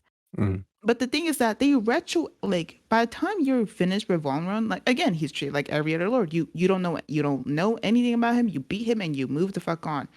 And they could have done that with the whole fact that he basically kidnapped Shion, but Shion isn't even next to him when they free her, like at all. Like Mhm. he's wherever the fuck. And like on yo, that top of that, moment killed me. Go ahead. and then on top of that, when you find out the similarities between him and Alfin, it's all done retroactively when he no longer matters anymore, when they no Mhm, longer interact with him. Like mhm, they try to retroactively kind of bring similarities between him and Alfin by basically just saying, oh, they both got experimented on. But that tells me nothing, honestly. Yes, you guys both got experimented on. You guys are both sovereigns. That's not enough, though. That's not enough to draw any form of like a parallel with you two. And then him doing this whole thing. Also, I just got to point out, dead ass. Like I'm gonna talk about this later. Their whole theme of forgiveness, which I don't think was nicely done at all, honestly, especially in the second half. Mm-mm. Having fucking Alpha just look at like Volron go like, it's okay, I forgive you. And Volron looks at him and just decides I might fucking explode myself. And Everyone's like, man, I'm gonna take this thingy, yo. The It's like like, the Renus, yo, whatever it's called, yo. He's like, shut up, man. I don't need your damn forgiveness. and Goodbye. like dead ass Alfred just watches it happen. And I'm just like, all right, that's the end. That's the end for our main villain, everyone. Why did she show back up? Why you know, are you here? actually, one thing I want to bring up too is his companions, right? So it's like, to be He real, didn't this have is any whole friends, thing. don't you remember? He was Ben. alone. Yeah. No. I mean, like, well, it's not really related. Well, first of all, his companions were like on some floating island somewhere, and Rinwell clearly could have cast magic and kind of knocked them out of the way. Friendship is magic and all that shit. But what I wanted to touch on is the relationships between like Alphen and Shion, and how basically everyone kind of got put to the wayside all the way up to the end. Everyone dead ass. Mhm. Okay, again, start my soapbox. I'm gonna be like this a lot. I'll be like this for the rest of this damn podcast. But like that scene, because this I actually did ship Alphen and Shion. But I mean, they're towards cute. I will say in the second half, I kind of hate what they did with the ships, and I'll talk about that later. But like that one moment where like you come back with Shio, but she's like when she's like in her little dark state with her, she's in her emo phase, like, and That like, was that I was I laughed about the like I hated that moment because everyone came there to save her, but for some reason they all just disappear. they Yeah, they're all all just like, oh yeah, let's just let Alpha do the talking. They all legit just disappeared. They go wherever the fuck. And then Alpha's the one who. And I honestly don't understand why they did it like that. Because, like, yes, you want to do your ship, cool. You still have the rest of the game, though. And, like, they all came here for her. And to instill that whole friendship thing, they should all have an impact with getting her back. And I Right. think Renwell, especially, should have played a big part in that because. Going back to what I was saying before, the theme of this game is forgiveness. That's the theme they want to have, and no one represents that more than Renwell, I feel, especially with the whole thing that she had with all whatever the fuck her name is. She ain't But forgive like, the that chick. fourth floor. mm-hmm. She ain't Yeah, forgive that chick. I'm gonna talk about that later. Talk about that later. Look, She ain't forgive that chick. look, one soapbox at a time. But like Renwell has been on Shion case this whole Right. game for most of this game. And she finally kind of forgives Shion and decides that she's her friend after she gets captured. So Renwell, being someone who has learned to act the forgiven and kind of understands that not all Renwells, I mean, not all Not all Renwells, red wells, yes. not all Renwells are the same. She should have been the one who reached out to Shion first, I feel. Like, if you want to have Alpha do the cheesy ass fucking hug, you could keep the shit, whatever. But let Renwell, the one who pushed Shion the most away, be the first person to reach out and then have everyone else kind of come in and then you could have Alpha be the last to do the whole ship thing. Like, If anything, they should have saved like the whole ship thing for after they've gotten her back. It should have been Rinwell to bring her back, and then like they can have a moment sort of later. Because I understand they want them to be, the ship. But if every emotional moment is just Alphen screaming in her face and like hugging her or holding her and getting like electrocuted and she's screaming his name in that's shock, toxic. That's when toxic. I'm like, come on, like we've been here already, you know what I mean? That's why like one of my favorite moments, or the moments I like better, was when she revealed to them like her plan, and they were all kind of there to receive it and reassure her, they'll find another way and all that sort of stuff. And also the moment where her, Renwell, and Kisara are talking, because it's like it doesn't always have to be about her and Alphen. Like she has, it's the whole group that made her want to change her outlook on life. Want to live essentially, not just this guy who can touch her. You know what I mean? Mm-hmm. So to have multiple moments of her or of her and Alfin kind of just having these weird moments where everyone just disappears in the background. I'm like, yo, this isn't Happens a so Disney often. princess So movie. often, And They're man. all a group of friends. Like they should all be supporting one another together. You know what I mean? Like they all like every single one of the characters learn a lesson that benefits everyone else. And I think they all could have been stronger for that if they emphasized that more than just Alfin's, professing his love for Shion and Shion like yelling out his name every time he touches her. You know what I mean? Like, come on, there's Every time more. we yeah, touch, for one thing, I'll accept the fact that okay, Alfin was the first person that she can touch. Okay, I can see how there could be a little connection there. But at some point that gets stale after a while. It's like okay, he lost all feeling in all his body. He can't feel anything. Actually, I did laugh I did find it funny how like after you defeat the chick, the Wind Lord, I keep forgetting this lady's name. It's a long ass name, but Don't worry about her name. Almaldra or something. Almedra, yeah. Almedra. Okay. Almedra, yeah. Like after you kill her, then Alfing basically his mask breaks and he finally can feel again.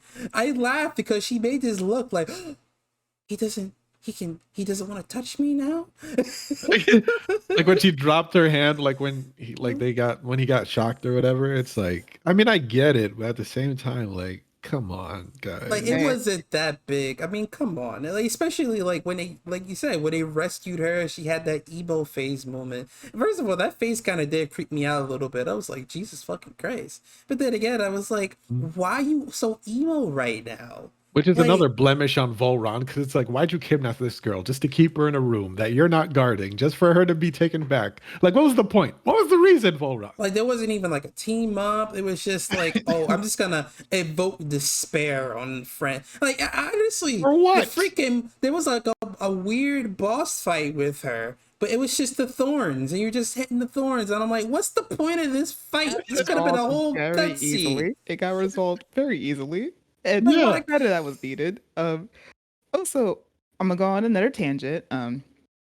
So the whole thing about like like what Gwen was talking about, how like the cast just disappears at rare moments, and like they should all collectively kind of talk to each other as a group because they all at the end of the day friends. One of the main reasons why I feel like the second half is a lot weaker than the first is that they lean heavy into the ships after a certain point.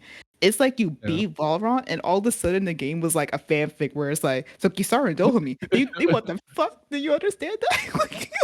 it was. Renwell and Law, they always are together. They Yeah. always want to talk to each other. Cause like, especially in the last third, like when literally very blatantly each pair kind of got their own moment together. Yeah. I was just staring at the screen. I'm like, okay, guys, I say this as someone who ships Renwell and Law. I do ship them even before they started doing the ship bait thing.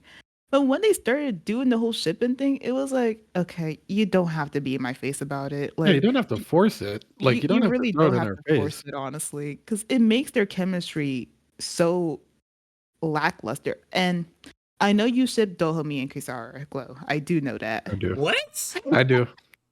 What? I Okay, do. I got something to say about that, but go on All now. right. I do.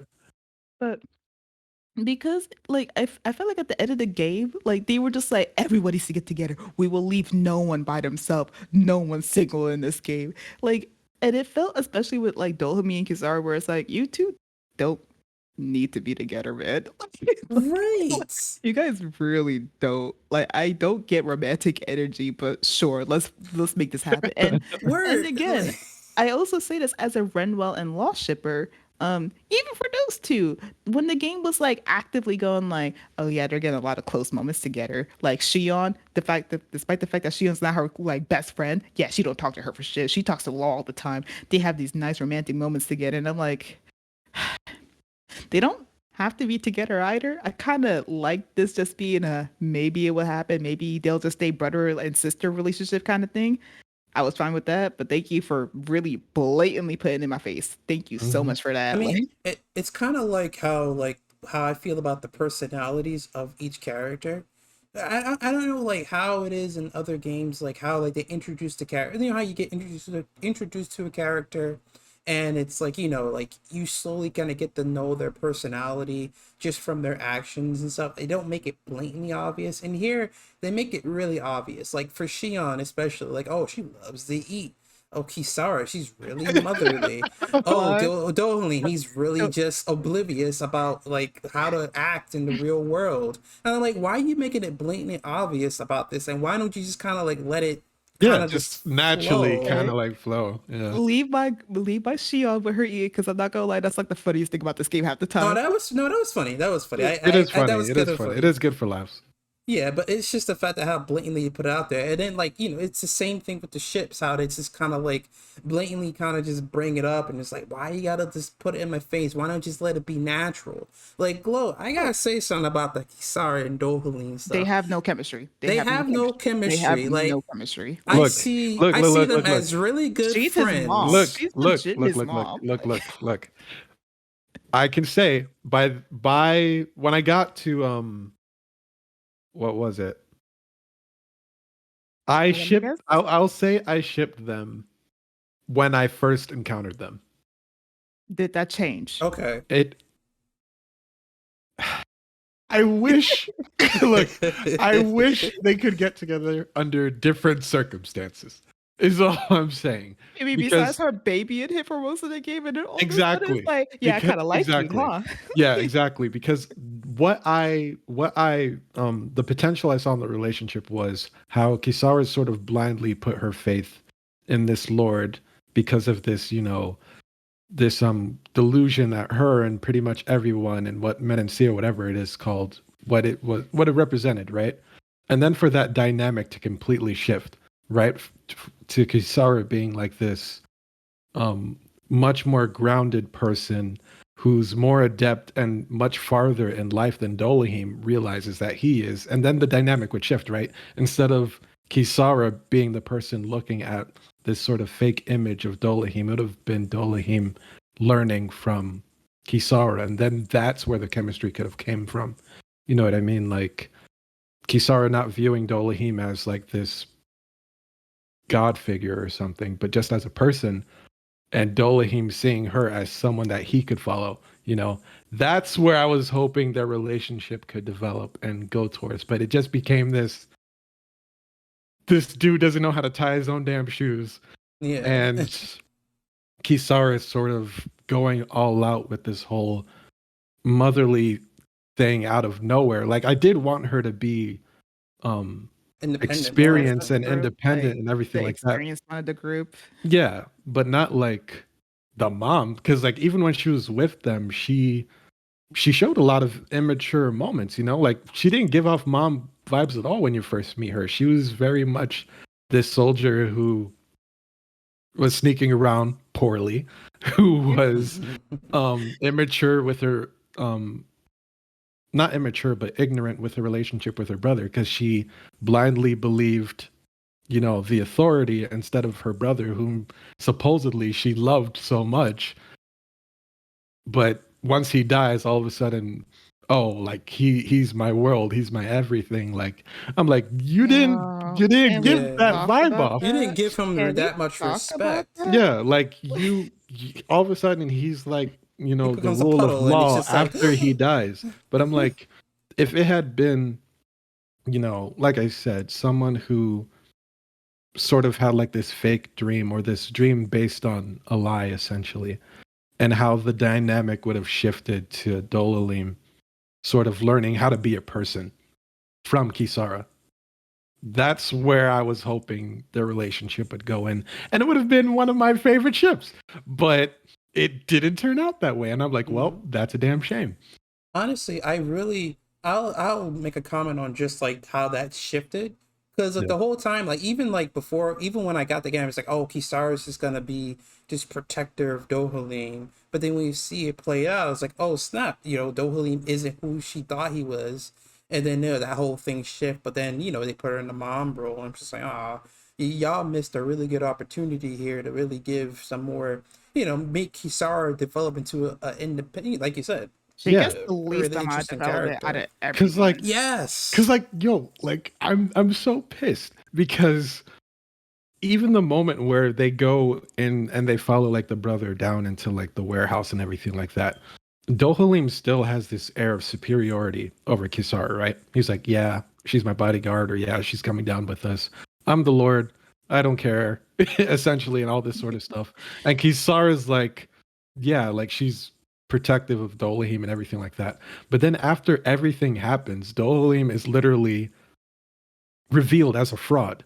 And you see that he's not this powerful being and anything like that, to the point where Kisara is like, yo, if you do not leave my sight, I will kill you. Like, just that moment to suddenly shift into Let whatever me the do your heck it laundry. became. Yeah, I'm like, are you kidding me? Because even afterwards, when Dohalim decides to join the group and Kisara's there, I was so hoping for some hostility, like some tension. You know what I mean? Like, Mhm. because here's someone who essentially was a fraud and he has to basically gain, respect. He has to gain trust. He has to build an authentic relationship with Kisara. It doesn't have to be romantic or anything like that. Just build an authentic Oh relationship. no! By the end of the game, they were determined to make everything romantic. I Right. know, but Like like they the had a thing freaking is, plan. Oh man. I'm sorry, like just this, like that is such poor writing. Like the potential that relationship had would have been phenomenal for me. But then to see it just evolve into that, I was like, oh, okay. They didn't try. Okay, fine. That's Feel cool. like perhaps they did it because like the thing is that like with the whole Shion and Alphen thing,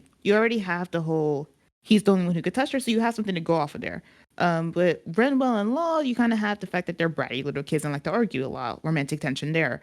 I feel like with Dohami and Kisar, once they lost the whole Lord thing, they didn't really know what to do to kind of give them that like that kind of bonding thing, and they didn't have time to because like by the time Kisara joins the team, they kind of got to get the actual game going on now, and they kind of just relegated to like, oh, she's the big sis, aka the mom character of the group, and Yeah, Yeah. because like I was they did hoping they nothing with it. could They they did could nothing learn with it. to know each other as people. Because she didn't know Dohalim. She knew this lord and essentially knew nothing about him. And he didn't bother to get to know Kisara because his whole thing was, look, I don't care about anybody. As long as no one's fighting, I'm good. You know what I mean? So if they could have developed an authentic relationship, that's where I thought it could have gone. But Yeah. alas. I Like feel she's like part. Oh, honestly. go ahead. High top. High top. I'm sorry. No, you're good. I just wanted to interject. Just like I am disappointed just the fact that there's no development for her character whatsoever after the Oh, there Menacea is arc. none. Nothing. There's There not like is everyone like Nothing. none. Law, Renwell, Alphen, Shion, definitely Alphen and Shion, even Dohalim. This dude, they all get I say development. Renwell and Dohami got a lot of character Hmm. development along with For Shion. sure. Yeah, And Law but got like like very understated thing with the whole Zephyr thing. Like But Kisara, like, not didn't get nothing. any type of development. She was just the mom of the group, and she was just like she was basically the person that was like keeping people in line, making sure everyone was like, they didn't just fall over. She was that pillar. But I'm Yeah. like, she I was a mean, shield. But I I'm mean, like, I get that they wanted her to kind of walk the path of trying to think for yourself, right? But there was barely any room for that because you keep having her Serve everyone else. Like exactly, so also, I just want to quickly talk about it. So I mentioned before in like the spoiler-free version, that like the middle half of the game is where the story started to fall apart, and I feel like Dolomine's section was definitely one of the weaker sections. Because like, here's a comparison: the whole Kisara's brother dying thing. I don't know this man. I don't know. I don't give a fuck about this man. Whereas with Zephyr, like you traveled with him, you got to know him, you got to know what he was doing. So when he died, you felt that impact and you mhm. felt how Law felt that loss. Whereas with Kisara, when her brother dies, you just met this guy before he decided to just fucking X himself off. And it's just like, okay, cool. You Yeah. don't, they they didn't. retroactively like tell you, oh man, I care so much about my brother. I'm like, yeah, whatever. Anyway, like they didn't have to kill him off as early as they did. Like you said, if they give us more time with him, if he was alive for the resistance, and somewhere along the line he dies, then it's like, oh well, you get that emotional, you understand him, you understand that whole relationship. Honestly, I feel like if he would have lived longer, maybe they would have give Kisara the development she needed, especially when he died too. Like Been a Zephyr, very like Yeah, similar development to Law, I feel, but like they could have did something unique with it, they honestly. definitely could have. also, I feel like just a brief thing, Zephyr's death, man, did not have to happen so early on in the game. Feel It like it didn't happened at the have. appropriate time, honestly. Really? Yeah, Feel like I think it was time. I think it was at the appropriate time. Like, Man, I If they guess had I done just it wasn't later, that young. would have hit me a little harder, but um, um not harder in the sense like I would have been like, come on, man, why'd you bring this dude all the way out here in this story just to die like that? Like I think he died in an appropriate place. with that Alright. said, I'll talk about very quickly like each like lord. I feel like the first two areas with those first two lords were really good, especially Citadel. Since Yeah, I I love the reveal for him. Yeah, yeah, that was pretty good. Like that got me. I was like, oh snap! oh Like he's no, a I'm not gonna lie, I spotted my dude from walking a mile away. No, I'm not gonna lie. When Star and I were playing and we saw him, we just looked at each other. I was like, "Man, why this dude's character design so damn clean?"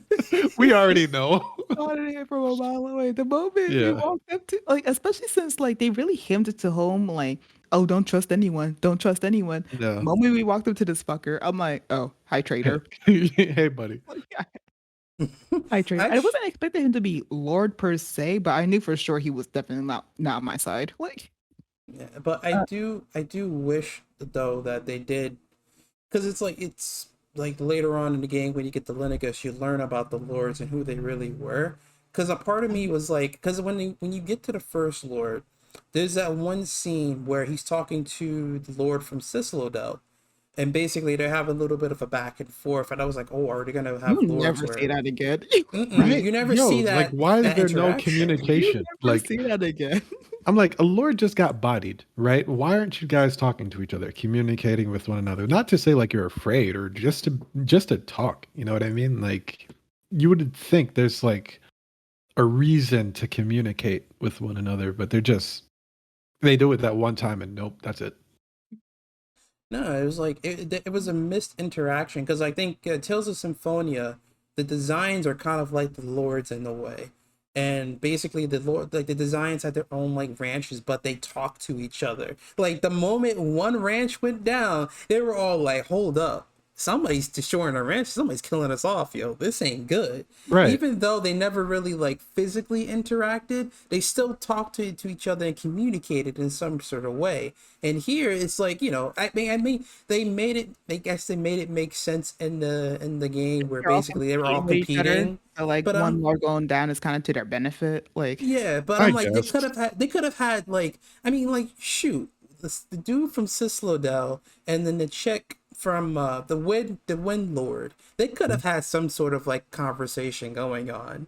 I They mean, could have had some planning they going on. did show that they were having like kind of a background deal. It was never at the front, but like if you like read the dialogue and you read like some of the books and like the things you find within like Dolomine's like little palace thing, they do kind of very much hint, if not like straight up say like that Winchett girl Albadria was working with the dude from Dolomine. Yeah, So there, Doleem's second in command, yeah, essentially. so there was Yeah. interaction. It was never at the forefront. But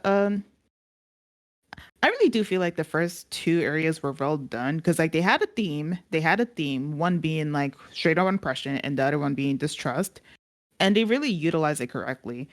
And I feel like when we got to Dolomine section, that's when they started to falter because they kind of present this section as like, look how clean everything is. Look how there is no racism whatsoever. It's such an ideal world. But they very quickly like get rid of that facade. They very quickly reveal, oh no, there's a lot of back like underneath thing. And it happens too fast for you to really get a sense of the place, honestly. Whereas with Citadel, when you do some of the side quests and you walk around town, you could tell that no one trusts anyone. People are looking at you like, why are you talking to me? What you want? Mm-hmm. I'm gonna that report you. whole town was Mm. sus, and I was like laughing, like, Yeah, man, you can't trust nobody around here. the whole town's sus, man. Like, Oh man. and then when you get to like Almeida's section, like that at that point, like I can't remember what the fuck the theme of her section was, but like it was still like it feels like after Citadel, they just couldn't really figure out a way to show oppression anymore without it Mhm. just being the same way over and over again. Yeah, they had to like show oppression in like the most, I don't know. We got to get creative with our oppression, guys. Let's get creative with our But oppression, they and they didn't have just the couldn't time do to it really anymore. Yeah, they couldn't do it anymore because like by the time you get to Almeida, I cannot remember what the fuck her thing is like because like the first lord is just straight oppression, like labor oppression. yeah, Second place is distrust, breeding oppression within that way. Um, third place with Dolhami is a false sense of security type of oppression, and then with Almeida, I dead ass can't remember, but I feel like by the time they get to the third area they just both didn't know how else to show oppression, but also didn't have the time to really expand on some of the ones that they kind of needed more time to do, honestly. So those like that third, fourth, and fifth, because Valorant is just straight like they all mind controlled. They all mind yeah. Yeah, controlled. that was straight to the point. Like that was just like okay, cool. We won't even talk about it. You guys aren't even trying anymore. Got it. Mm-mm. And honestly, also like just Volron's. I hated how long we stayed in Volron's domain in like the second half. Like you were there, like the characters Just gonna canonically were there come for like a back in the month. end as Yeah. the main antagonist, straight down from And his fucking ship. that dude was hella boring. I'm sorry. Hella Oh, boring and hella petty, yo. He was so Hella dumb. fucking petty. 'Cause I'm But like, he had potential to be something, and then it just wasn't used. I really do feel, and I guess now's a good time to talk about it. So this game, in my opinion, has they very much want to have the theme of forgiveness. Like I feel like the very first half of the game with the Five Lords was trying to very hammer it in the home of like, look how oppressed the Danans are. Look how much the Renans just kind of oppressed them. Look at all the hate. And then when you get to the second half, they're trying to like humanize the Renans and show like not all Renans are bad. There's forgiveness to be done here. Like we can't just keep doing the circle of hatred. Let's forgive. But it was done so shittily, honestly. Um, I also, feel like I their first attempt. Oh, go ahead, Glow.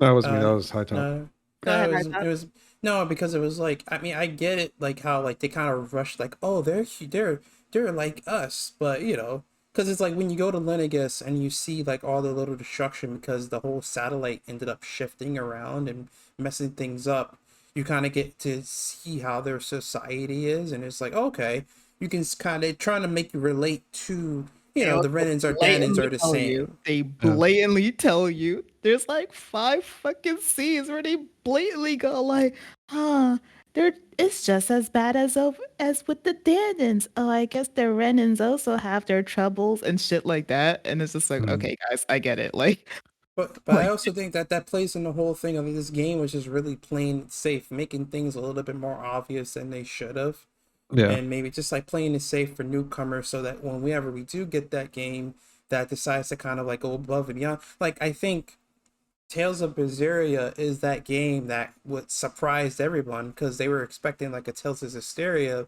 but Tales of Berseria is a story about quote unquote bad guys, you know, causing all the destruction and hate, but like they weren't bad guys. So it was an interesting story about malevolence and all that. Mm. And here it's like, you know, they kept it safe. They didn't want to do anything too special. Maybe one day we might get something that's like over the top, amazing, like Tales of Berseria status. they Maybe. wanted to keep it safe. You could keep it safe. I think the issue with their whole theme of forgiveness is that they very much visually showed you in every way they can and like the storytelling for showing the hatred and oppression in the first half of the game was so well done. But by the time they get to the second half where they're trying to instill that act of forgiveness, they got very exposition about it. They try to humanize the lords, but like their way of humanizing the lord is by having the most obligatory scene where it's like you talk to random folks about like about the lords, and they give you like 2 sentences about like, oh yeah, Magia, she's just a good lord. Like she likes to like figure out things. Like she had to climb up to the top, and it's like, cool. I still don't care about her as a character anyway. Like, Right, right, right. No, I like mean, if they had some scenes of like of them not trying to be oppressive, or maybe like you don't even have to see them struggling or anything, just something before you actually talk. It's like if they showed something and then you talk to people to get more information about them, I would have been fine. But it's like they introduce these guys as antagonists and nothing more but antagonists. It's like they're bad, you need to kill them and stop them. That's about it. Later on in the game, oh, these guys that were bad, they actually had reasons for doing it. They were actually pretty decent people in their like culture or whatnot. I'm like, I don't. They were bad guys to be. What? yeah, they were freaking slave drivers and everything like that. Like, honestly, it sucks because I feel that the game, as much as it played it safe, it was definitely trying to bring up mature themes or at least deep themes, right? Like just people being people. As weird as they kind of, triggered us by and by triggered us, I don't mean like, actually trigger us. I mean like studio trigger by introducing aliens. But but but that was just to show that even the aliens themselves, they're like, look, we're kind of tired of all the stuff that's going on. And even like the Great Spirit or whatever the crap it's called, like essentially it was doing all this sort of stuff because it was afraid of dying. You know what I mean? Like, you know what? I'm gonna bring out the soapbox again. I gotta talk about this. All yeah, right, but make it quick when this is we're about to. Okay. Yeah. So one of the reasons I really hate their theme of forgiveness is the fact that like dead ass, like they always find a way out of it, honestly. Because like first they've been killing lords for like a hot minute, but then when they get to Almedria, and like I get it, they don't want Rinwell to kill out of hatred. But and like Rinwell decides, oh, I'm not gonna kill you. I'm gonna let you stand in like court of law. But then Balrog comes in and kills her for him. I got your court right here. Yeah, I got your court. Oh shit. Oh man, yeah, they were trying to like get out of it because I did like that thing with like Zephyr was like, we're not gonna just, if you keep killing, you can't just go around keep killing people because Yeah, hatred begets more hatred, and people are gonna look for revenge regardless. So it's like we gotta find some way to find some sort of balance, Get and out it of made it good sense. every time. I shit you not. Anyone who thinks like, oh yeah, they have to deal with forgiveness, yeah, they do. But they never actually like go to full 9 yards. Cause like forgiveness is easy to say, it's hard to do. Like yeah, Hmm. Renwell can say, "Oh yeah, I forgive Almedria," but then the hatred can come back to her.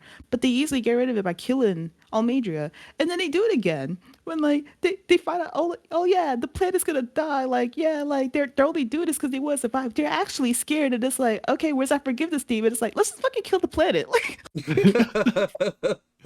No, but they did forgive the planet towards the end though. They decided to actually yo, spare she was Rena. dead after yeah. to die. She was like, yeah, kill me, and kill the planet. Go. It's like, do it. It must be done.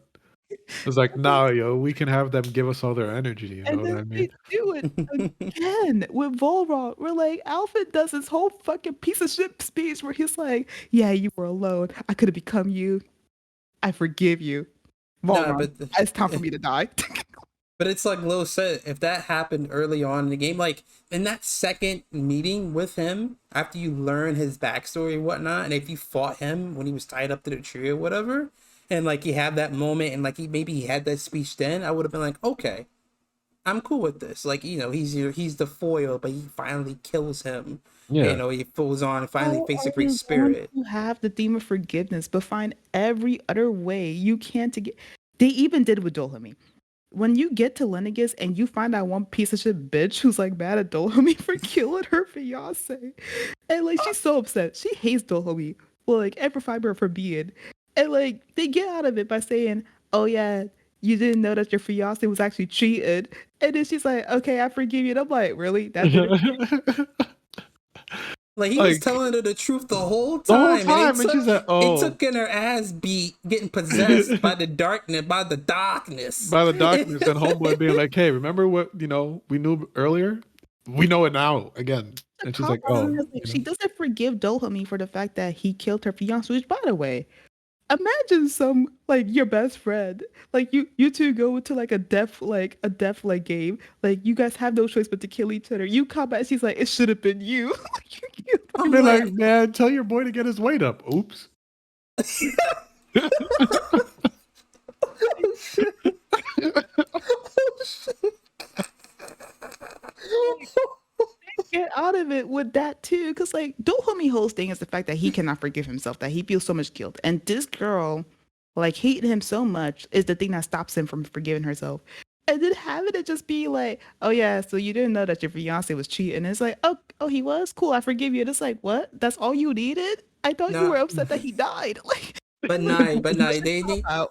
The thing is though, night like when I first saw that like flashback when you go in Minnesota and you see that flashback with Dohalim, like for a long time until you get to Linnegus, I'm like, are they ever gonna touch on that scene? Like, is it just a memory? Is this a metaphor? Like what? But then they finally get to Linnegus and it comes full circle. I was happy that we finally got context about that, but it was Same. still it's the same Yeah. thing though. It's like, like he comes back only for finally she realizes, oh, he just did it to defend himself.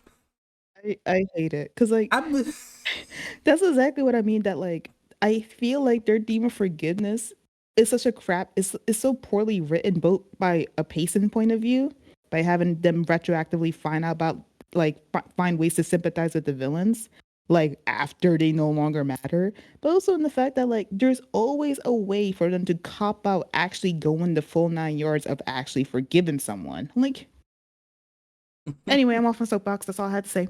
Like, No, it's okay. But overall, guys, whoever's listening to this, we do love the game. Yeah, we do. It's just There are just moments in this game you're just like, an really angry though? person. I'm just a really like they played it safe, and in playing it safe, they unfortunately fell into a bunch of pitfalls story wise. And still a good game. The characters are so great. yeah, it's a great game. Character interactions are top notch.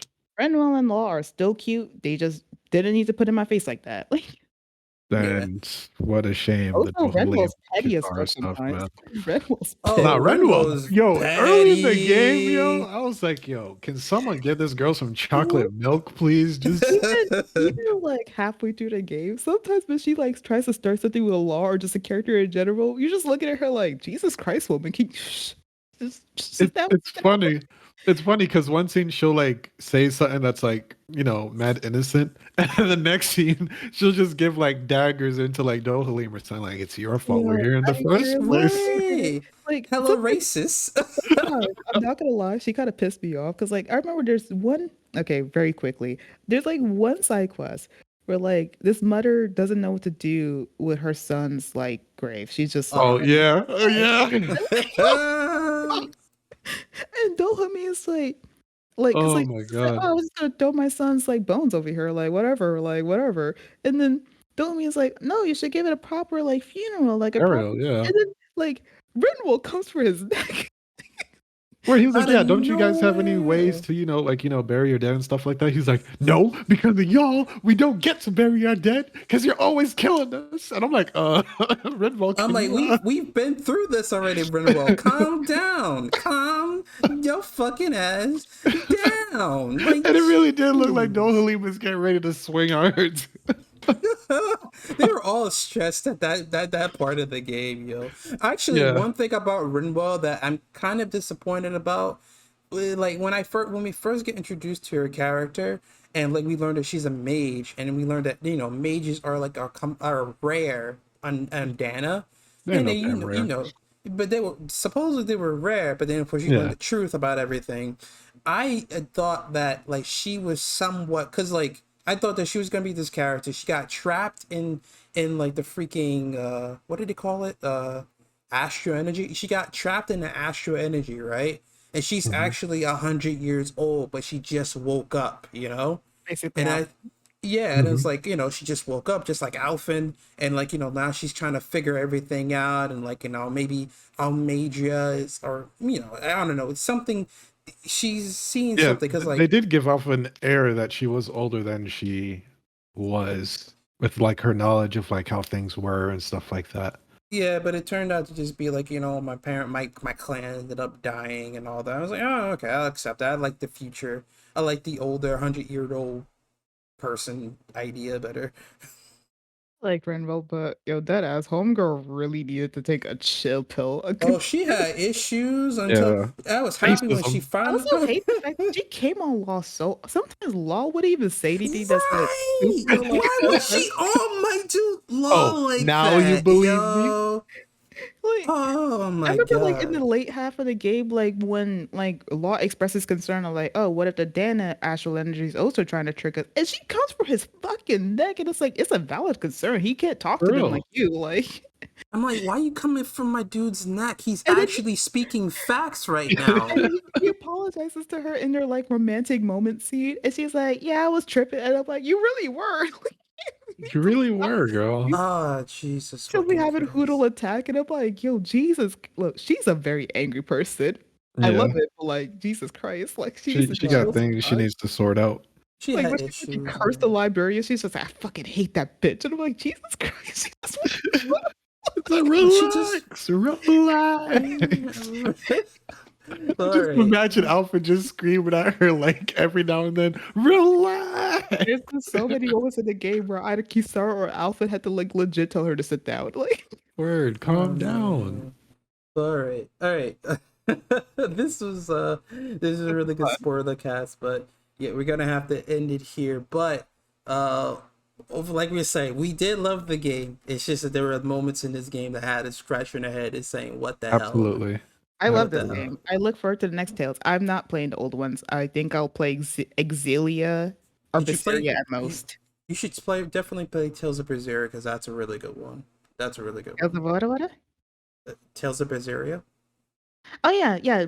Is if I go back to the older ones, it's gonna be either Visceria or Exilia because Exilia was always on my radar. I just never had a PS3. Yeah. Understandable. But all right. All right, that ends the Tales of Arise review. Uh, It got so next, heated. it did. So actually, next episode, I was contemplating this, but I think we might take a month off just because of the whole new year and start back up in February. So pretty much, kind of like ideas and all that stuff, and plus to take a little bit of a break. So next episode is gonna be somewhere around in February. It's gonna be released maybe second week. I'll update socials. You can see High Top Flat Top.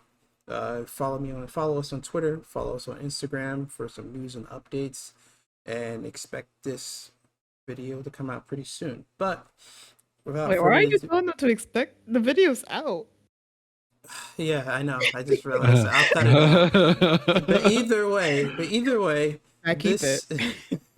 this this has been the Baka Gamers podcast, and we are signing off. Thanks, guys. Later. Bye.